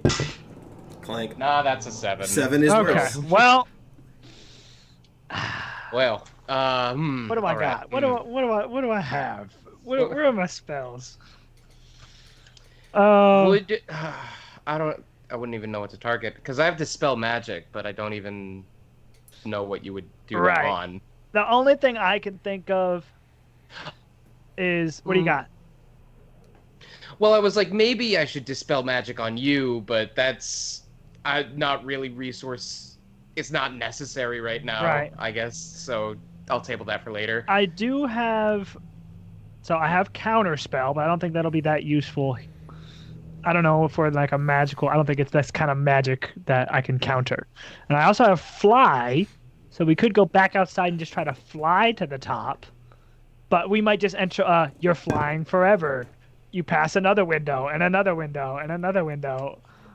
So, but if we're outside, then because I guess we don't really know how we don't know how the magic works. Because everything around the tower, I don't think would have been expanding, and you stopped, or size wasn't getting fucked up outside this tower. You stopped growing. Yes. So maybe flying outside of it is a chance. Well, then let's do that. Take. Let's try. I'll spend. Let's see. Can we game? That's a great question. Pertinent. That is a good question. You turn around to see just tunnel. I mean, you've been walking for a bit. There's tunnel there. Well, let's try walking back. All right. Let's keep a brisk pace so we don't waste more time. You keep a nice brisk pace down the tunnel. Great. Great. Don't like this. Don't like this. Not a claustrophobic person, but I do not like this scenario. On that note, I need both of you to make Constitution saves again. Oh boy! Nice. These will kill me. 19 base roll. What is my... Yeah, that's a 24. Okay. A 3! No! 3! 4 minus 1. Oh my god! Perception check me. Both of you. Oh god. 7. God. I got a 13. Actually, Goodbid, you can do it with advantage. Thank God. I got a 16. Okay. 16 is enough. Okay. Your size actually appears to be going back to normal slowly. Oh, good. Look, I think I'm going back to my normal self. Do I get smaller than my normal self? Goodbid, of course. Take a look at me and the place around us. Make sure it's not happening. Mr. Bradley, I think I'm going back to my normal self now that I think about it. Hold on, are you getting bigger or am I getting smaller? I do regret to say it is the latter. What do you mean? How are we gonna... Okay. Would level 3 Dispel Magic do anything if I used it on Goodbid?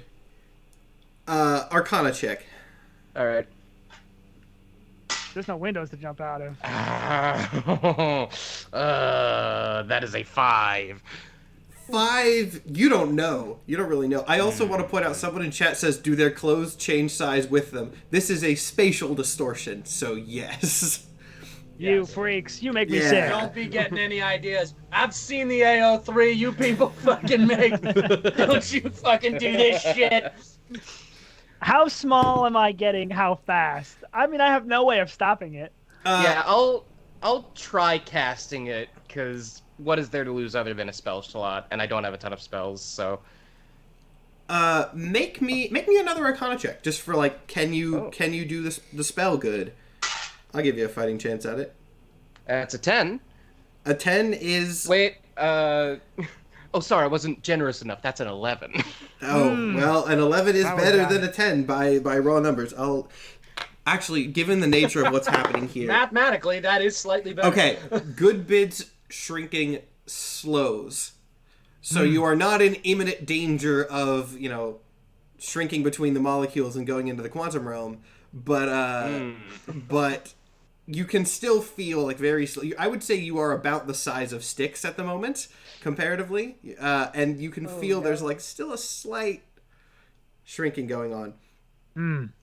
Well, this is Ridiculous. one word for it. We're still stuck here. You're still shrinking. And I get the feeling that going one way or the other isn't going to help us. Certainly a pickle. It certainly is.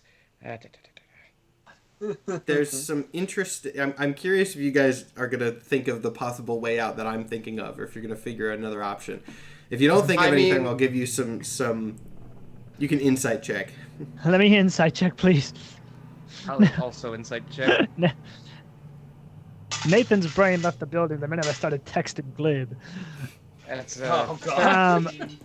I got a 26. 26 is fine. So I will tell you this. There are spatial anomalies going on here. Things are not as structured as they usually would be. And that applies to everything. That applies to everything, not just... Things are strange, so maybe try some more unconventional approaches. That's all I'm going to say. I pushed through the wall. Goodbid, Styx-sized Goodbid. You just kind of like run into a wall and find yourself just in another tunnel. Notably, when I say in another tunnel, like you walk through the wall, and even though it just seems like there's a tunnel in front of you, turning around reveals another tunnel stretching behind. No sticks, no wall, just a different place. What the... What... And Styx, you just see him vanish. Yeah, just, what... not even saying anything, just hands in the air, walks through the wall. All right. Ooh. I'm gonna roll just a luck check here. Oh no! I keep rolling it out of the. Great idea. You're in a chaos being right now. You're good. You got a good roll on that luck check. You see Goodbid in this alternate tunnel. You figured it out? I figured it out. Give me a heads up so we could have gotten real separated and real bad. That's true. That is true. That's my apologies. Well, silver linings, we have cracked a little bit of the code. Now, more tunnel, do we keep going through walls? What do we... I think in this topsy-turvy place, you should go wherever you think you shouldn't go. Well, we're trying to go up to the top of the tower. I don't know if down is necessarily the direction in that case. Worth a shot to me. That's that logic. When we were going down those stairs, we were going up. That is true. That is true. Now, how do we go about going down? I suppose we dig? I feel like it can be simpler than that. Take my hand and just fall on your butt. Okay. Now, Nathan has stumbled upon what I was going for here. So, you do that. You just kind of fall down and sort of pop out in another tunnel. Now, this one has a window, because I'm nice, and you can see you are higher up than you were. You can insight check if you want to figure out the exact mechanics of this, because you have pretty much figured it out. And, puzzles are hard to do live, so you've gotten it, so I'll explain it. But I got a 14. 14 is enough. So, going down is how you go up. Going into, walking down tunnels gets you nowhere, but going into walls makes you progress. Everything seems to be the inverted spatial logic of what it usually would be. In every regard. This whole experience is making me ill, but not like physically nauseous, more like a nausea of the soul. You know what I'm saying? I guess I'm just talking. I hear ya. I pull out a cigar. A normal sized cigar. Boy, do I know it. Yeah, okay. I'll take that into account. So, I won't make you, do this method a billion times here. Now that you've figured out how to go up, I assume, unless you guys want to do something different, you are ascending the spire. And eventually, you come to a tunnel that is different than the others. At the end of it, there is a very large and very ornate door that is currently closed. Okay. Finally. Something normal. You don't reckon it'll just open, do you? I try to just walk through it. This does not, you walk into a door. Oh! They're changing the rules on us. That is a door, not a wall. Technically, new rule, not changed Oh, rule. my mistake. Can we hear anything on the other side of the door? Make me a perception check. Okay. That I'm good at. 19. 19. Okay, yes, you can hear something, but I don't think you would have any sort of frame of reference to understand what this is. Is there any... I was going to say, if anything, think like, sort of like crashing waves in a sense, not, force being applied to things. I don't imagine there's a keyhole to peep through. No, not that you can see does the door have, like, visible handles or, like, anything that might open it that we would be able to see or perceive? It has handles. Oh! Yeah, well, this is a normal door. This is a, All right. structured door. Well, let's just go on in. Yep. Open it up. Goodbid, you reach and grab the handle and pull on it, and it doesn't do anything. Like, it doesn't even open? Doesn't. Well, it doesn't open. Try pushing. I push. That does not work either. Right, well, Damn. that was a bright idea. I liked that.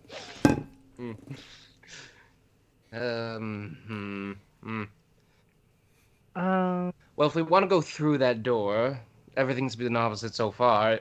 Is there anything like to the opposite end of the hall, or is it just like more hallway? It is a hallway similar to the hallways that you have seen. There's the stair. It's kind of like the stairs going up, where it's the spiral staircase, though it is still going down, notably, but functionally up. And I would say it's identical to the one that you were in before exiting the spire for the first time. I don't want to bank on this being consistent. No, definitely. But you don't reckon there's a way we would be able to go either over or under the door, do you? Nah, I just don't know. I mean, I have one 4th level spell slot left. I could just use it on Dimension Door, but I really don't know what situation we're going to be getting ourselves into. Yeah, I don't want to play with dimensions, with all this spatial business going on. Not to mention, if we have to fight, then I'll be all out of 4th level spells. Could it be as simple as we go down one more level, walk 5 feet, go up? Okay. In order to go down, we have to go up. That's another difficulty. So how do we... Yeah, this would have been easier without the shrinking business. Am I still shrinking? Very slowly, but yes. Oh my gosh. Not in a statistically significant speed, but for lore reasons, yes. But maybe I could... I don't like this, because this splits us up, but I could boost you, or you could boost me. I think you're going to have to boost me at this point. Nah, that does make the most sense. Oh. How tall is the ceiling? Not small, I will say. This is like a... Yeah, this is the entrance to Polnari's like shrine lab. Very important. This is like an atrium kind of thing. Where is it? Oh no. What's he looking for? I don't know where my bottom hat contraption list is of what I can pull out. I will say there are idea. simpler ways that you guys just haven't thought of yet. I was gonna say stupid idea, maybe my neighborly instinct kicking in, but what if we knock? Be my guest. He raps on the door. So you not okay? I'm trying to think exactly how this would work. Great. I think with that context, I'm gonna sort of. Yeah, all right, screw it. I'll do something kind of funky here. You just kind of fall through. What? What? Through the door? So yeah, so Goodbid, you see Styx be like, I got an idea, and then just walk up and fall through.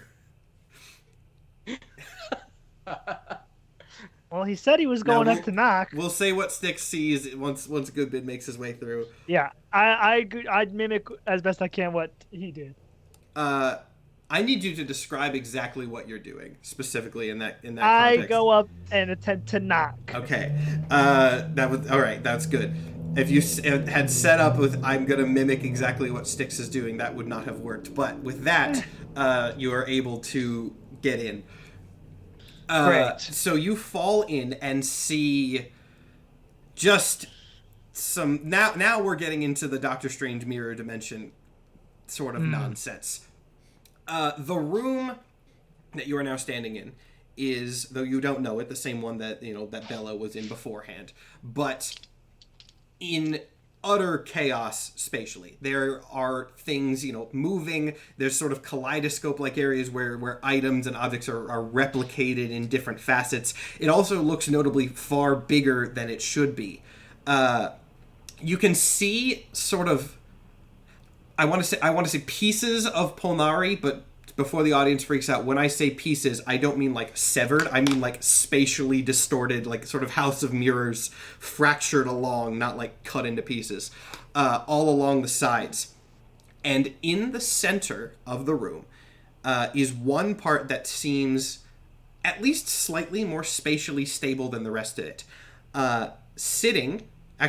Floating a foot or two above this chair is a figure resembling Bello, at least in silhouette.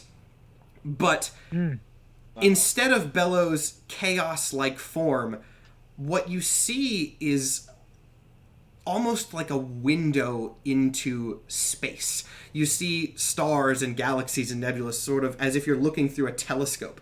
And as you move your head or move your position, even though Bello stays where Bello is floating, the forms that you see inside him shift as well, like they are changing with your perspective, like Bello is somehow magnifying something in the distance. So the internals stay static, like Bello is a moving window highlighting some other background. And Bello is still unconscious for Momo's note. The other thing I would compare this visually to, and this is going to, if anyone's seen the very good cartoon Chowder, how the characters move and their background stays static? Yes. That is what it is. This cosmic background that stays static, and like reveals more parts of it as you rotate around. It's funny you said Chowder. I was like, like Wonder Pets. That also works. I guess maybe at like a part of Polnari or like a Polnari head, just like, can we get a status update? A lot of things started happening. Are we okay?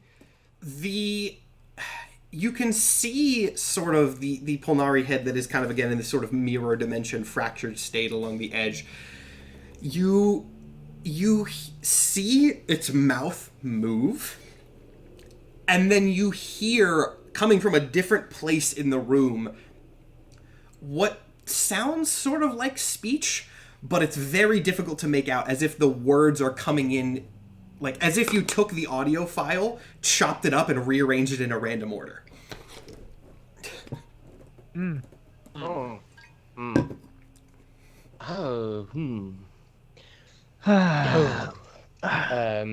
we're here. Could I make an do anything. Could I make an insight check to see if this, like, the tone of the speech, is it like this is a bad thing going on, or hey, this is chill, we got it under control? Go for it. All right. Can I do that as well? Sure. Just in case. Yeah, I got a 14. I didn't get much better. I got a 16. A 16 is not bad. One of the biggest sort of senses that you can get from this tone is just confusion. Like, this is not what Polnari was expecting, and does not seem like they are equipped to deal with exactly what this is. I don't love that tone. Yeah. No kidding. Can I like walk up towards Bello? Just to kind of get like, I don't know, a lay of the land, perceive the situation. Bello with quotes. Make me a dexterity save. I thought you were going to say con save, and I was going to reach through the screen. 14. A 14 is enough. This is not that difficult. You are able to make your way through the spatial distortions. It is not a fully linear path to Bello, but you are able to roughly navigate what is going on here, and manage to get, to the chair where Bello is unconscious and floating above this thing. Right. And so through Bello, we just see like this shifting pattern of infinite space. Notably not shifting, I would say. It shifts when you move. It moves relative to you, but stays static. Mr. Goodbid, what are you planning? I don't know, man. I'm just taking a look around. Fair enough. I guess we're here. We are. Does this situation look under control to you? It does not, and in fact, I do not like the distance between us, and I'm gonna go to where Goodbid is, or try to anyway. Same dexterity save. Dexterity save. Oh. That's a nat 1. Yeah. Oh my god! You see a Goodbid. Styx kind of goes, I do not like the distance between us, so I'm just going to takes a step forward, and immediately, much like Polnari, you immediately see the fractured parts of Styx just scatter around the room into these sort of refracted shards that are making up the edge. Mr. Bradley, you've gone to bits and bobbles. Where'd you go? I don't know where I am. I love the idea that he immediately starts screaming. Any sound like that Styx makes is shifted. The sound is reaching you in an incorrect order as it's coming from different parts. Oh, God. I have no way out. Hell. Okay, we're supposed to be duplicating Bello right now. Is there a duplicate being formed elsewhere in the room? That's a good question. I just want to note really quick. This was the session where it was like, oh yeah, you guys are definitely going to do combat this session, and then you were like, what if we duplicate Bello? And it threw the entire it threw the lore and the plot of this session into an entirely different direction than I was expecting. And I just want to say it was not me this time. No, I had nothing to do with it. I love it, but I want everybody to know that this caught me so off guard. This one's on me. After you guys said duplicate Bello, the rest of this has been 100% off the cuff improv. I know the idea of where we're going, but like this threw me so far off into the weeds of where we're supposed to be going. But it's cool. Like, I love it. We get in, we start talking about peace treaties. Unironically, not kidding, love it. This is fantastic. But anyway, make me a perception check, because seeing anything and trying to gain any information from the space Goodbid is difficult. Yeah, it's all fucked up. 27. 27 is good, though. Looking around, we can segue this in nicely. Looking around at the separate parts of Styx, trying to sort of piece together where exactly Styx has ended up, you see, though it's kind of hard to tell because this room is very, chaos aligned in the first place, you do see what looks like parts of a Bello form that you are familiar with also scattered amongst the shards. So outside of the space Bello, there are bits and pieces of regular Bello around the room. Yes, in sort of the mirror dimension like sides of this. Yes. Yes. Are these physical things that I can grab? Interesting. Do you want to try? Oh, no. I'm not gonna give you any My first information thought before is- you try My that. first thought is, can I piece Bello There back has together? Oh my god. There's never That's been my that Yeah, thought. I'm not I telling mean- you and it worked shit in our before you favor. say whether or not Fuck. you're trying. Listen, Goodbid is not intelligent enough for this. I'm all talk. This has nothing to do with evading taxes. I don't know how to do any of this. Styx offers encouragement. Hey, you'll have to get Yeah, thanks. Bello, we could really use you right now. Are you calling out to the space bellow? Yes, I'm calling out just to the whole room for Bello. You see a stir in the space form of Bello.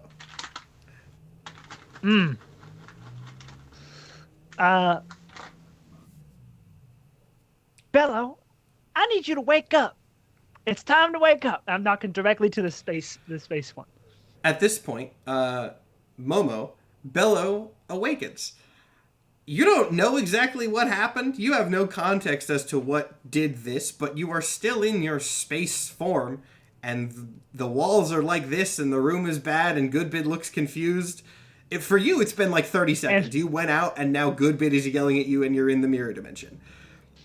And he's 2 feet That's tall. also worth noting.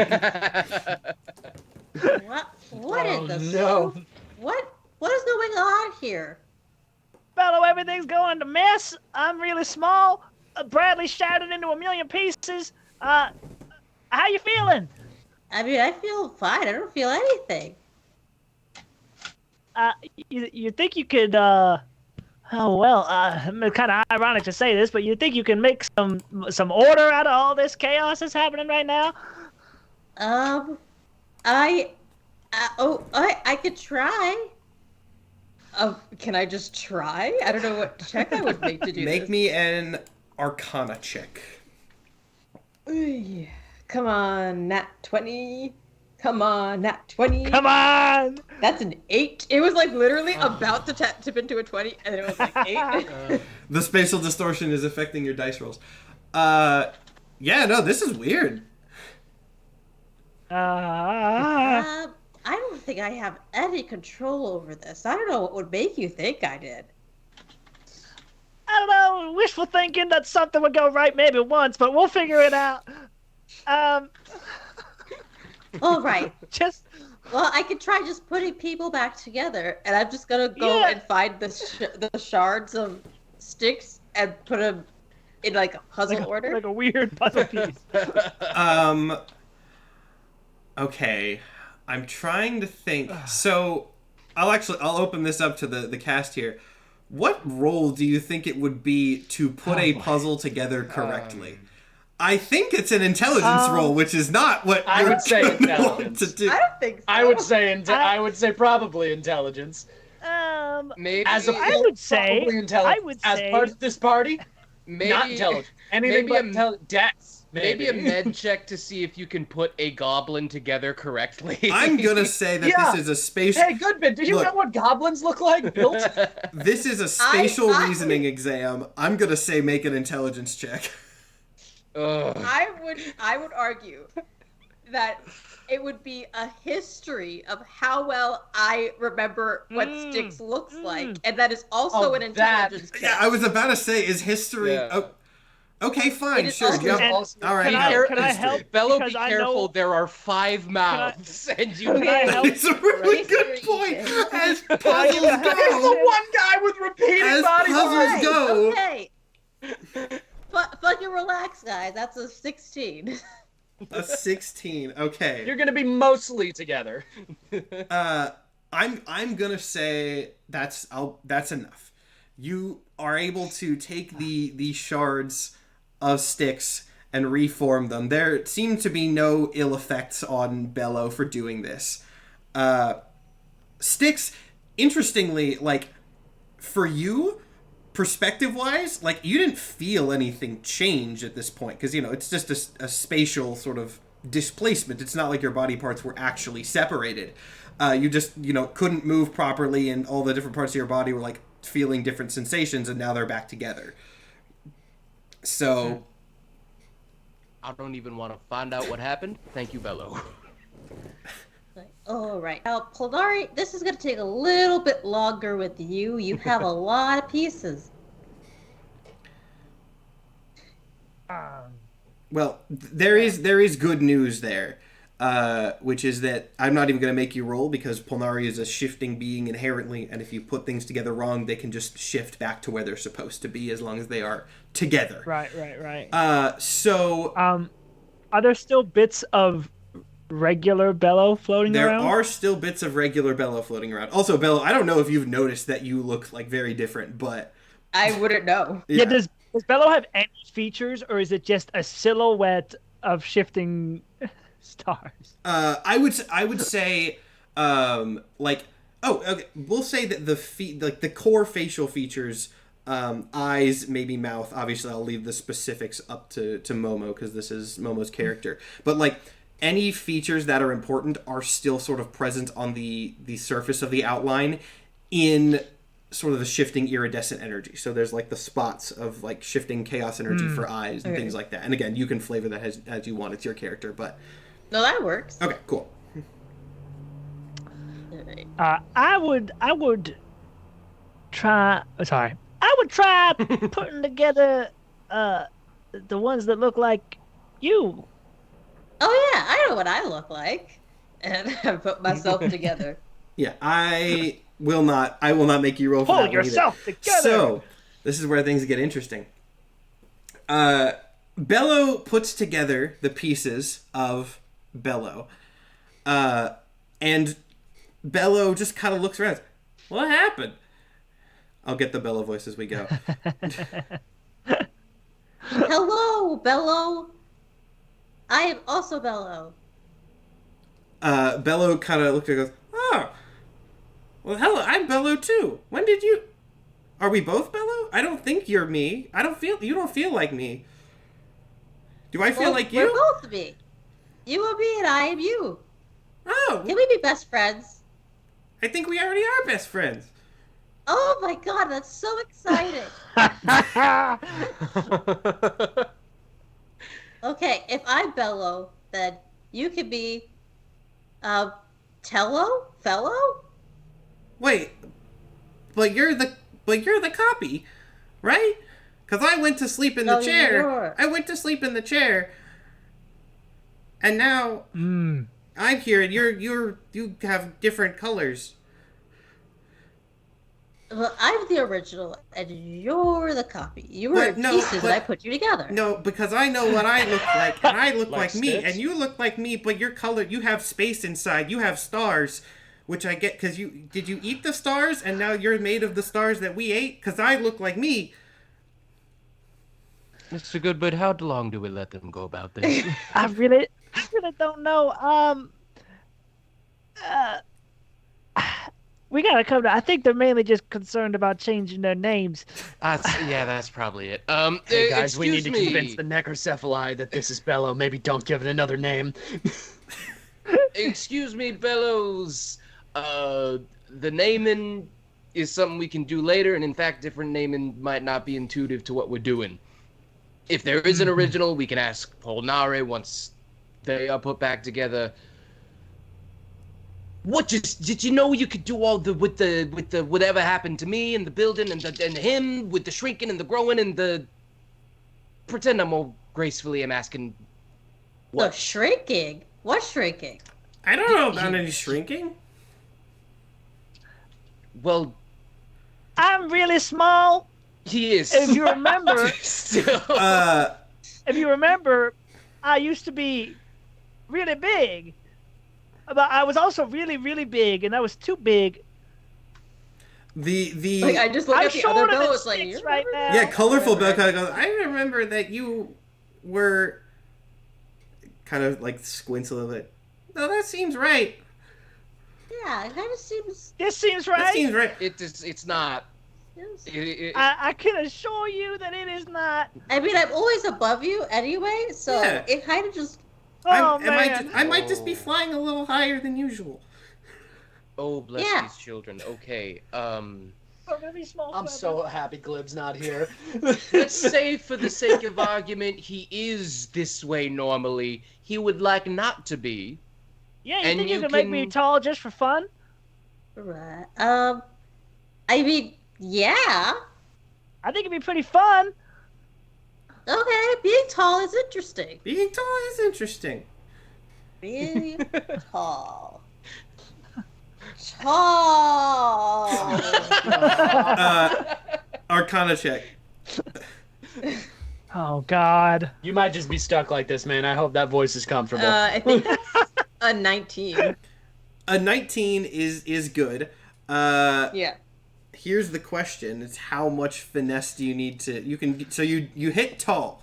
Tall has been hit, but how much are you hitting the mark? So I'm gonna need you to make a second Arcana check. The first Arcana check was can you get the intended effect. The second Arcana check is can you get it to the degree that you want. Can I help by saying this is Oh, good? I don't like that face, Momo. I don't like that face. Can I help with vocal That's a cues? bad Well, I face. feel like it's right. Let's find out if the help will matter. Can I give myself guidance? Oh, You should tell me your roll first. That's an 11. Oh, that's not as bad as I was thinking. Okay, it's Okay. I thought you got like a 3. I thought it was you gonna got be a like, 1. no, you're stuck. so Goodbid is I did a roll to check is like a couple inches shorter than usual, but is human sized. It was half elf sized. I can work with this. I can get lifts. You It'll know, be fine. now that you mention it, I do think you were a little bit taller than this. You know what? I think we can make this work. And I'm having a lot of fun being this tall. You sure I could try again? No, it's all right. What you two should do is put together old Polnara here, because they're kind of strewn about the room as well. Right, right. And I focused really hard, and I just get Polari's picture in my head and just kind of will the pieces together. Interesting that you phrased it like that. Okay, give me an Arcana check. You could have just done it the other way, but if you want to use magic. Flexing those magic muscles.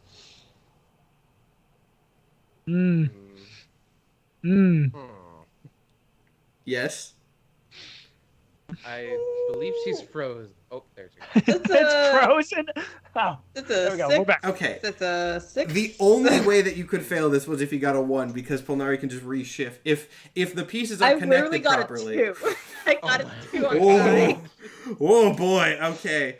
And next time we use our hands. At this point, the Bello kind of just like, actually, yeah, I'll phrase it like this, right? Bello sort of wills the shards of Polnari that are floating around the room back into a ball, a mass in front of him. And then they just, like, spikes out of a shrapnel grenade fire out in every direction, causing everyone like, ah! But when they strike the sides of the building that is also Polnari, you see them kind of get absorbed in, presumably going back into the mass and getting rearranged where they should. Sorry. At this point, slowly, it's not immediate, the heads of Polnari, or some of the many heads, start to reform out of the walls. They look, unsurprisingly, notably more stressed than they usually do, you know? He goes, what did you bring me? What do you mean? You did it, man. You got it. We got two now. Polnari, what is perturbing you? What do you mean, what did we bring you? This is not a duplication. It was an extraction. Notably, Momo, Those chaos powers that we spent so long trying to nail down for Bello, you God don't damn have it, I don't those at have the them moment. anymore. No. There is something else that we will determine as you gain your new abilities. Parker, More and more evidence that you are the cop. there was chaos in this being, but it was not a part. I separated the two. So which one has the cake? Well, which one is the original?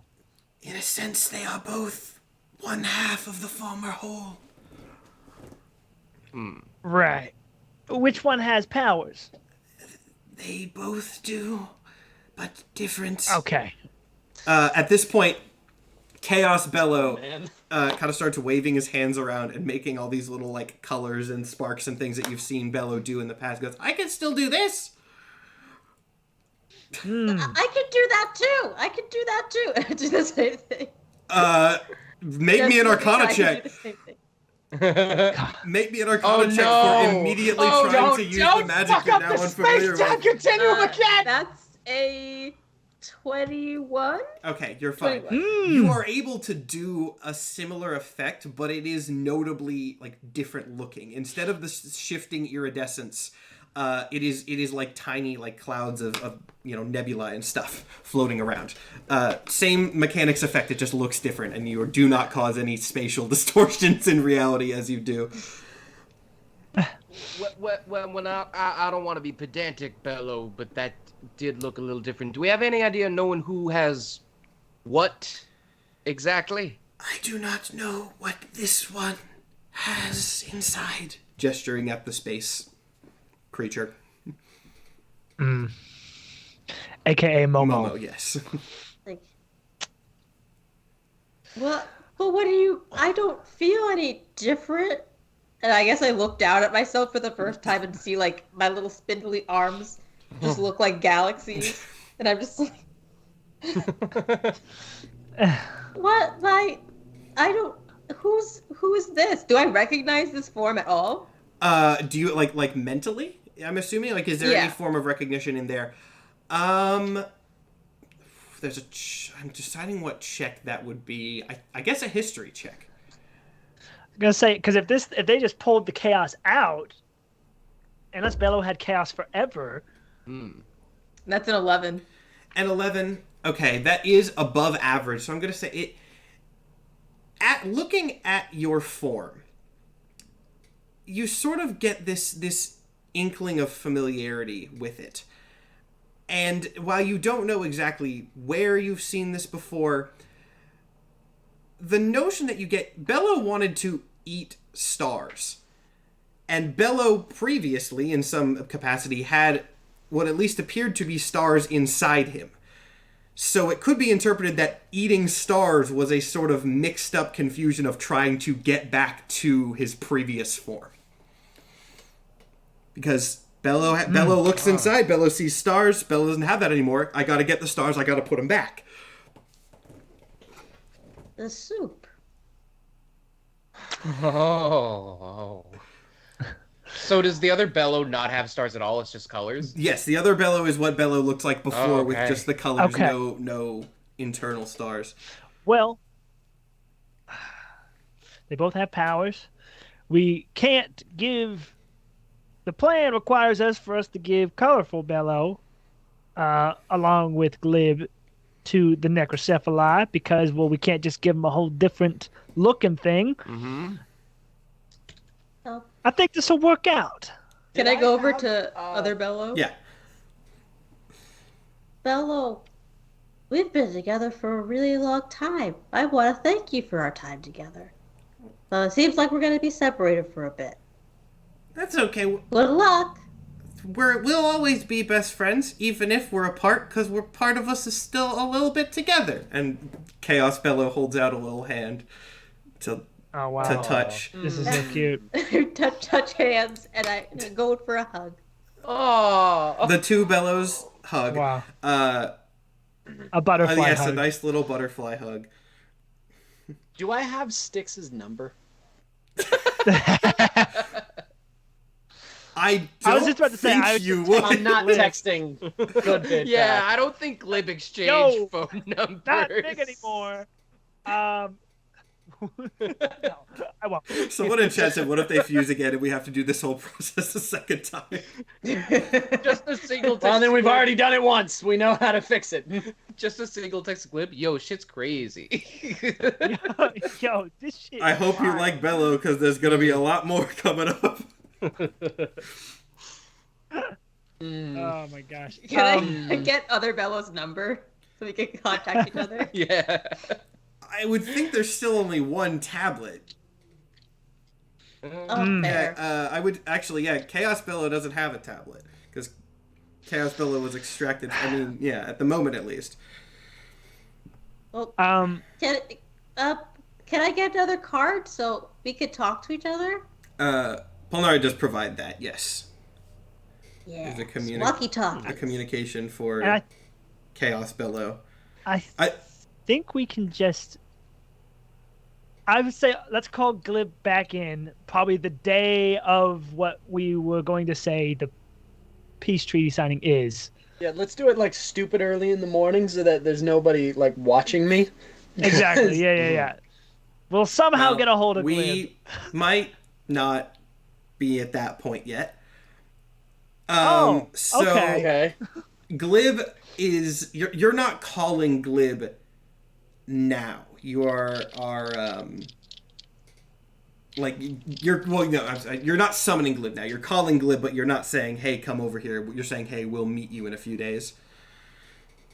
Right. The day. Can it be a phone call or does it have to be text? I think. Oh yeah, I guess you're asking. Yeah, it can be a phone call. It can be a phone call. Are we like video calling? Or does it have to be I text? didn't respond. Oh, That's alright. up to you guys. You can choose what you want to do. Have the option for either. Obviously, Goodbid is notoriously bad at texting. So This is true. Glib Glib tries to video call them with all these old men not really understanding how cameras work. It's fucked up as hell. But I'm imagining that it's just. Wait, I'm sorry. Run it back again. What did you do? What? Do we have the copy? Or Chaos not? Bello, Chaos Bello pokes into the side of the frame. Goes, Glib, there's two of me now. Oh, fuck. So basically, what we did was I got really big, and then, can you hear me? Yes, I can hear you. Explain what happened. So I got really big, and then I got really small, and then we found the room, and then we found space Bello, and then everything else was shattered into a million pieces. I woke up Space Bello, and then they put all the pieces back together, and now everything's groovy. We got two Bellos. I should have just texted you. Sticks! Yeah. Fucking paladin, get over here. Yeah. He takes a phone. Yeah. What's up? God damn it. What? Explain to me what happened. Are we still good? Well, we are good, but things re-Bello may be more complicated than we thought. To not repeat what Goodbid just said, Bello had god energy that neither me nor him nor Vaktan recognized. So okay, obviously, because nobody here understands Bello. What is new? At this all sounds like shit we already knew. Chaos Bello grabs the phone out of Styx's hand and goes, Glib, did you hear? There's two of me! Glib, there's two of me now! Bug, give the goblin back the goddamn tablet! There's two Bellows. One, we assume has more so chaos power set, and the other one seems to have manipulation of space and time, and we have to give the chaos one over because that's the one that looks like Bello. So wait, looks like there's two. They don't look the same. No. Chaos Bello grabs the phone again and turns it. Since Momo had to go real quick, we're gonna assume that Space Bello was talking to Polnari, and just kind of angles the camera over to show that scene that's happening. Yeah. Yeah, I look different now. I look different. Look at me. I move side to side. You see different parts of the universe. If I just. Oh, was that everything, or was that just Momo? That was everything. What? Oh no, are we good? Are we good? Nathan's still here. What happened? Can you hear me, Nathan? My Skype broke. All of our Skypes broke. That was okay. That was a server issue. That was not my fault because that hit everyone The in the tablet Skype. That hit everyone in the Skype call, not just me. Glib, Wait. Glib, you're still there? Can you? Yes, can you hear us? I am still. Glib, I think you hung up on accident. Look, you Hello? can't. Yeah. You can't let the space one come with you. If the space No, one of comes course with you, not. they're gonna know something's the fuck up. Of course not. Of course not. Of course not. What do you think? I was born yesterday. I think that this entire situation is because you brought Bello somewhere you shouldn't. I was not supposed to know you were planning a coup. Anyways, we got 2 now. We'll make it work. Oh, by the way, it wasn't a duplication. It was an extraction. I don't know if that was clear, but What? so the chaos is extracted, and so now we got 1 with chaos and 1 without. But they both have powers, I guess. I told the fucking caterpillar to make a copy, not Yeah, rip them he couldn't in crack. half. He couldn't do it. So that's what we got. Okay. You still there? You're echoing. Yes, I'm still here. Oh, okay. All right. You need to keep the one that looks like space with pull. Bring the other one. Bring the copy. And the plan will still be on. Just leave the space one behind. Otherwise, we are going to be fucked. Is he saying I don't get to come? Why don't I get to come? Because Hey, if you- you show up, they will know something is wrong. We are trying to scam an army right now. All right, scam an army. He makes a good point. That's a what? What did you say it was? A good idea? The term is the best idea we have. Ah, okay. Goodbid, staple their fucking wings to the floor if you have to. You can't let the space one come with. I don't think give it'll take that much. I give the other Chaos Bellow 4 mushrooms. Like, you know what to do with these. I know what. The Well, other we'll Bello just just say nods so. knowingly. It's like, I know what to do with these. Because we can't go out there either. We can't let them know that we'll be meddling. So we'll just all be here. We'll play cards or something. Oh my god. And you do the peace treaty. You do the peace treaty, and then message me. Okay, we can work with this. Oh, fuck. I don't know how to end the call, but you called me. I think can you like flip it downward or something? Does Can it I- have a flipping thing or? Hold on. Glib just grabs the tablet and throws it at whatever is nearest to him. It's like this. It's like, just let me do it. And I end the call. All right. Incredible. Now, I need everybody except for Glib, because Glib is not there, to make a perception check. Oh shit, we're getting real. Perception. 15? 15. All right. I'll roll for Dirty 20. for other Bello. We'll see what Styx gets. I got a 2. A 2. I got a 2. Dirty 20 though. Dirty 20 is enough. So, out one of the larger windows of this room. This room is starting to now sort of restabilize. It's mostly back to normal. Goodbid. You see something floating out there. I think everyone knows what is going to be. Oh, no! out there. So Jesus. I ask to Goodbid the same question that I asked to Glib. You see this and you see it enough to process what it is and its differences I was from a gonna normal say, blank. do I have experience with blanks like that? Like seeing what they do That's a firsthand? good question. You saw Outside of SG? you saw them at the end. I do want to yeah. say something really quick. Uh-huh. I have, as the Pact of the Talisman warlock, I can like roll a d4 to add to a roll if I fail. I got a 19. Do I see it? I was gonna say that whoever rolled highest sees it first. Oh, So okay. Goodbid as of right now. Like when you see it, there's a possibility for things to happen, and so we're doing the order. Right. Because here's the thing, Nate the player, so Goodbid the character, assumed that the whole SG situation was the god in front of us and not like the power of blanks. Was there any other time that Goodbid saw blank people? You would have seen them Besides our nightmare? in the apocalypse in general. Like they were Also, actively. wait. Didn't we all share a collective nightmare where a blank like killed us off one by one?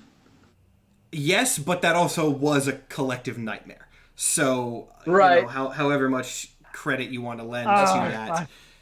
But when we were at the end in the season finale of season 2, we were being chased and attacked by blanks. We were watching as blanks disappeared everything. Right? Yes. I remember Yeah, okay. if I remember how I described it, I believe like as you were sort of leaving reality on Time Skimmer, more blanks were coming in, and the way it worked was like you would see this strange. Remember how I described it in episode 1 as like bubbles?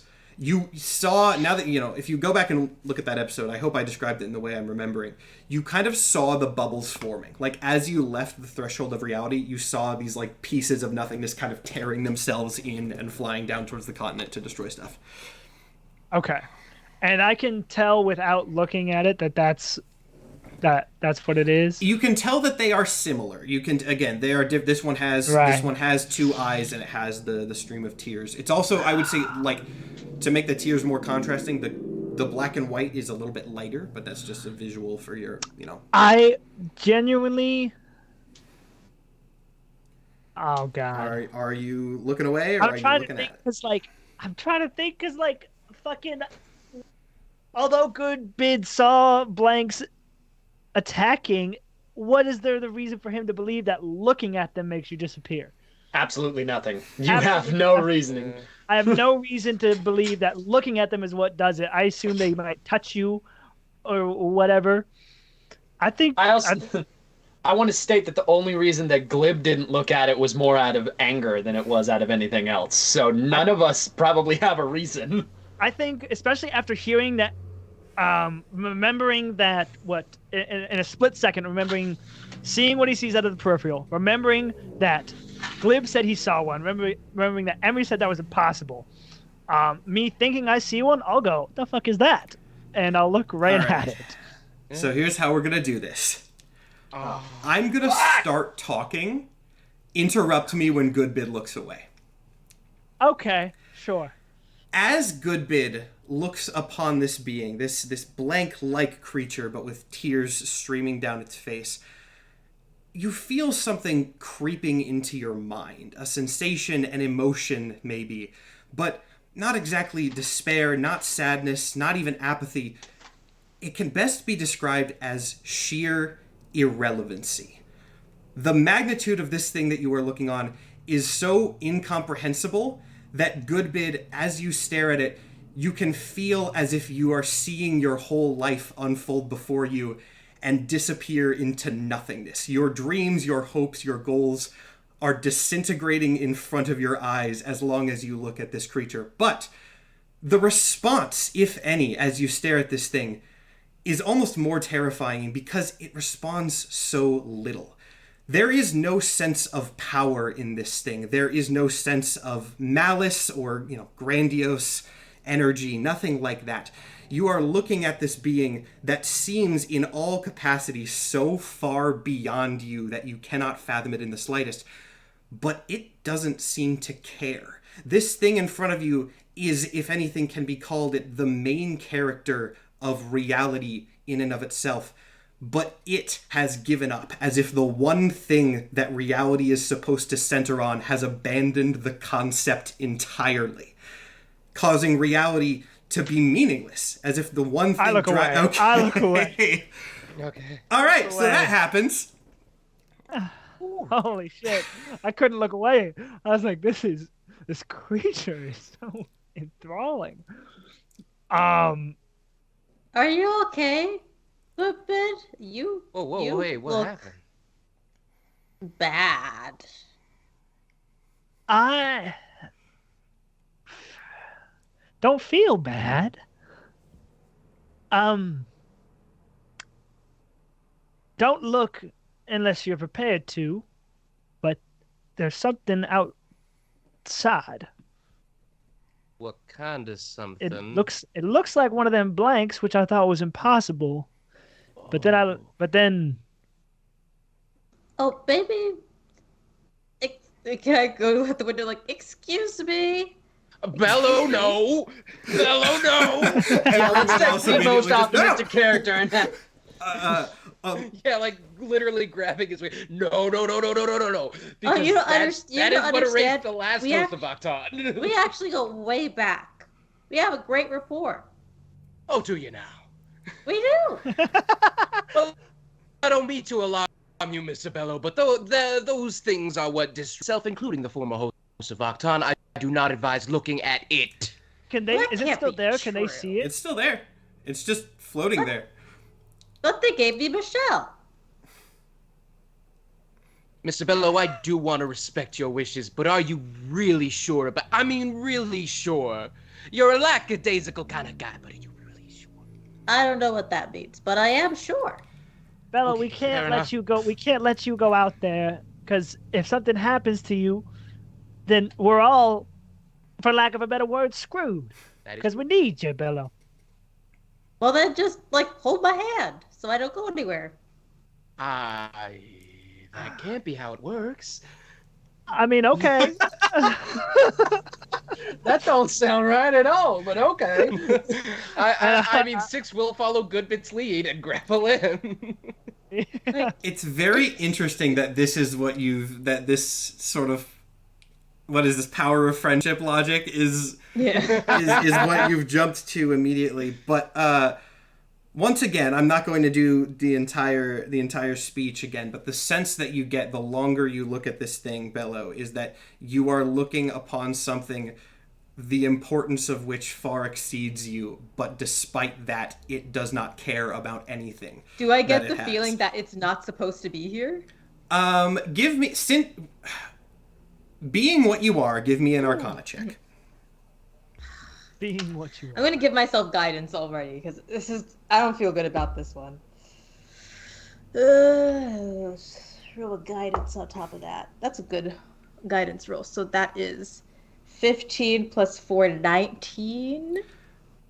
You look upon this thing, trying to figure out if it is something that is supposed to be in this realm, whatever this realm is, if it is something that has been sent here from afar.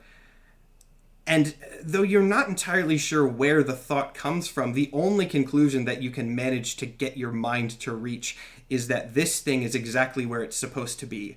And you and all your friends and everything that you see around you are the intruders. What happens if I try to cast banishment on it? Go for it. Oh my Oh, gosh! God, no! I'm not way gonna do too it because willing to let him do that. I truly have no reason to do that, so I'm not going to. Okay. But if I try to communicate with it, does it answer back? I would say what you want to say, and we'll see. Like, excuse me, do you need help with anything? You see, I think for the first time, actually, you see this thing move. Obviously, the tears that are running down its face are in a sort of continuous stream that fades off into nothing. But you've never seen it move otherwise. However, it tilts its head just ever so slightly towards you. Are you the god of time? You see... Actually, Because How we've been do I looking want for to you. describe this? Make me a perception check. Matt. I give myself guidance. Okay. Hold on, is Alright. Nathan going to interject with something here? I mean, I'm not gonna interject. I just want to know if you think Goodbid would have been taught how to take a photo on his tablet. My God. You, sure. That's a pretty basic feature. I'll say sure. I definitely have tried to teach Goodbid. If he's finally like gotten it, he's gotten it. That's interesting that is what you chose to. Okay, but 23. 23. So you just said, "Are you the god of time? We've been looking for you." Yes. Something of that sense. The thing starts floating towards you, closer towards you, and as it does, you start to feel like Goodbid and Styx are holding on to you still. Yes. Yeah. Yeah. Yes. For sure. You realize with your good perception check that you can no longer feel their grasp. And in fact, on sort of the peripheral of your vision, you see things start to just not even disintegrate, but like just not be there. Not in the same way. I look away. Okay, all right. Can I try to take a photo of it? Go for it. Oh god. Is it a check at You all? don't need to. I mean, you can just kind of point and shoot. I would like to point and shoot to grab a pic of this thing. All right, you point and shoot. Take a pic of it. You point in the direction and you click the button. And I look at the screen. Is it there? You look at the screen and see it rapidly approaching in the as if the image is starting to quickly. I sent it to Glim. Fuck that. What? No, You fucking asshole! What? No, there's no fucking way. Goodbid Nathan, knows how to that send a was picture. maybe No, the no dumbest fucking way. thing that's happened in this whole. Are you fucking kidding me?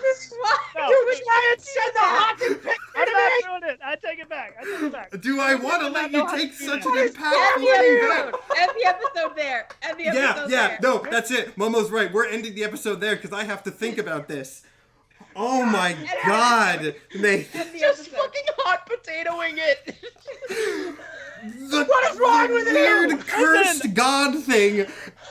And you're like, Listen, this is I tried to take it Glib's back. problem now.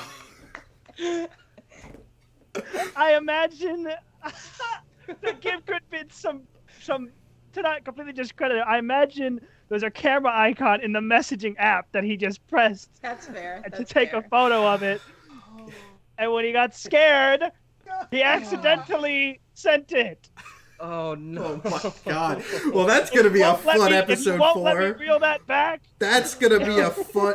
No, It Nathan, was genuinely so good you're that it had to happen. Yeah. It couldn't be something you could take back. the fact that Yeah. the panic reaction was I'm sending this to someone else. I can't allow that to be retconned. You like I am generally not the type of DM who's like, you said it, you did it, no take it. Yeah, I can't. I can't. Like that was such an impactful thing that is going to. That is Let me say Forward this. that Forward changed this the arc. The fact that you Forward did this that picture to changed 5 the friends, arc. or you will be erased. Send this photo to 15 of your contacts, Oh and my it will be in your God. bedroom tonight. Oh my god. Oh my In my god. defense, Nathan, the character, we've done a lot of horror. That was the first time I was actually scared. Like, Yes! that was the first time Yes! where I was like, fuck. I'm doing my That was job! genuinely No. so scary though. It was so scary. I pictured it so vividly and so quickly in my head. I jumped. You can see That on was the the first recording. time I I was jumped. actually scared. I spoke before I thought, and now Oh my Glenn's getting God. the bomb You- sent this text. You guys have no idea how genuinely happy you've made me that I did that. Because remember, let me remind you, I didn't think this was happening this episode. I knew the idea, but the fact that I off the cuff got that reaction, yes! I'm so happy. I'm so proud of myself. Good bit. accidentally sends it to Glenn in his panic, throwing it away. All right, guys. Also That's saying enough. that- Oh Save my it for the God, I'm outro. so Yeah, we happy. gotta unpack Save it this. for Oh the my outro. fucking! Why did I say Everyone's that? saying that Glib threw the tablet. I didn't say he chucked it at a wall. Like, you've Yeah. thrown your phone before. Like, he just That was grabbed it so and tossed it to good. the side. You didn't will break it. I'm still getting the fucking text. We will discuss it. The rest of this Oh absolute my god. baller crazy move. in the after show backstage, you can find it on our Patreon. The God tier, I think it's what it's called. Oh my God. Patreons. Crazy.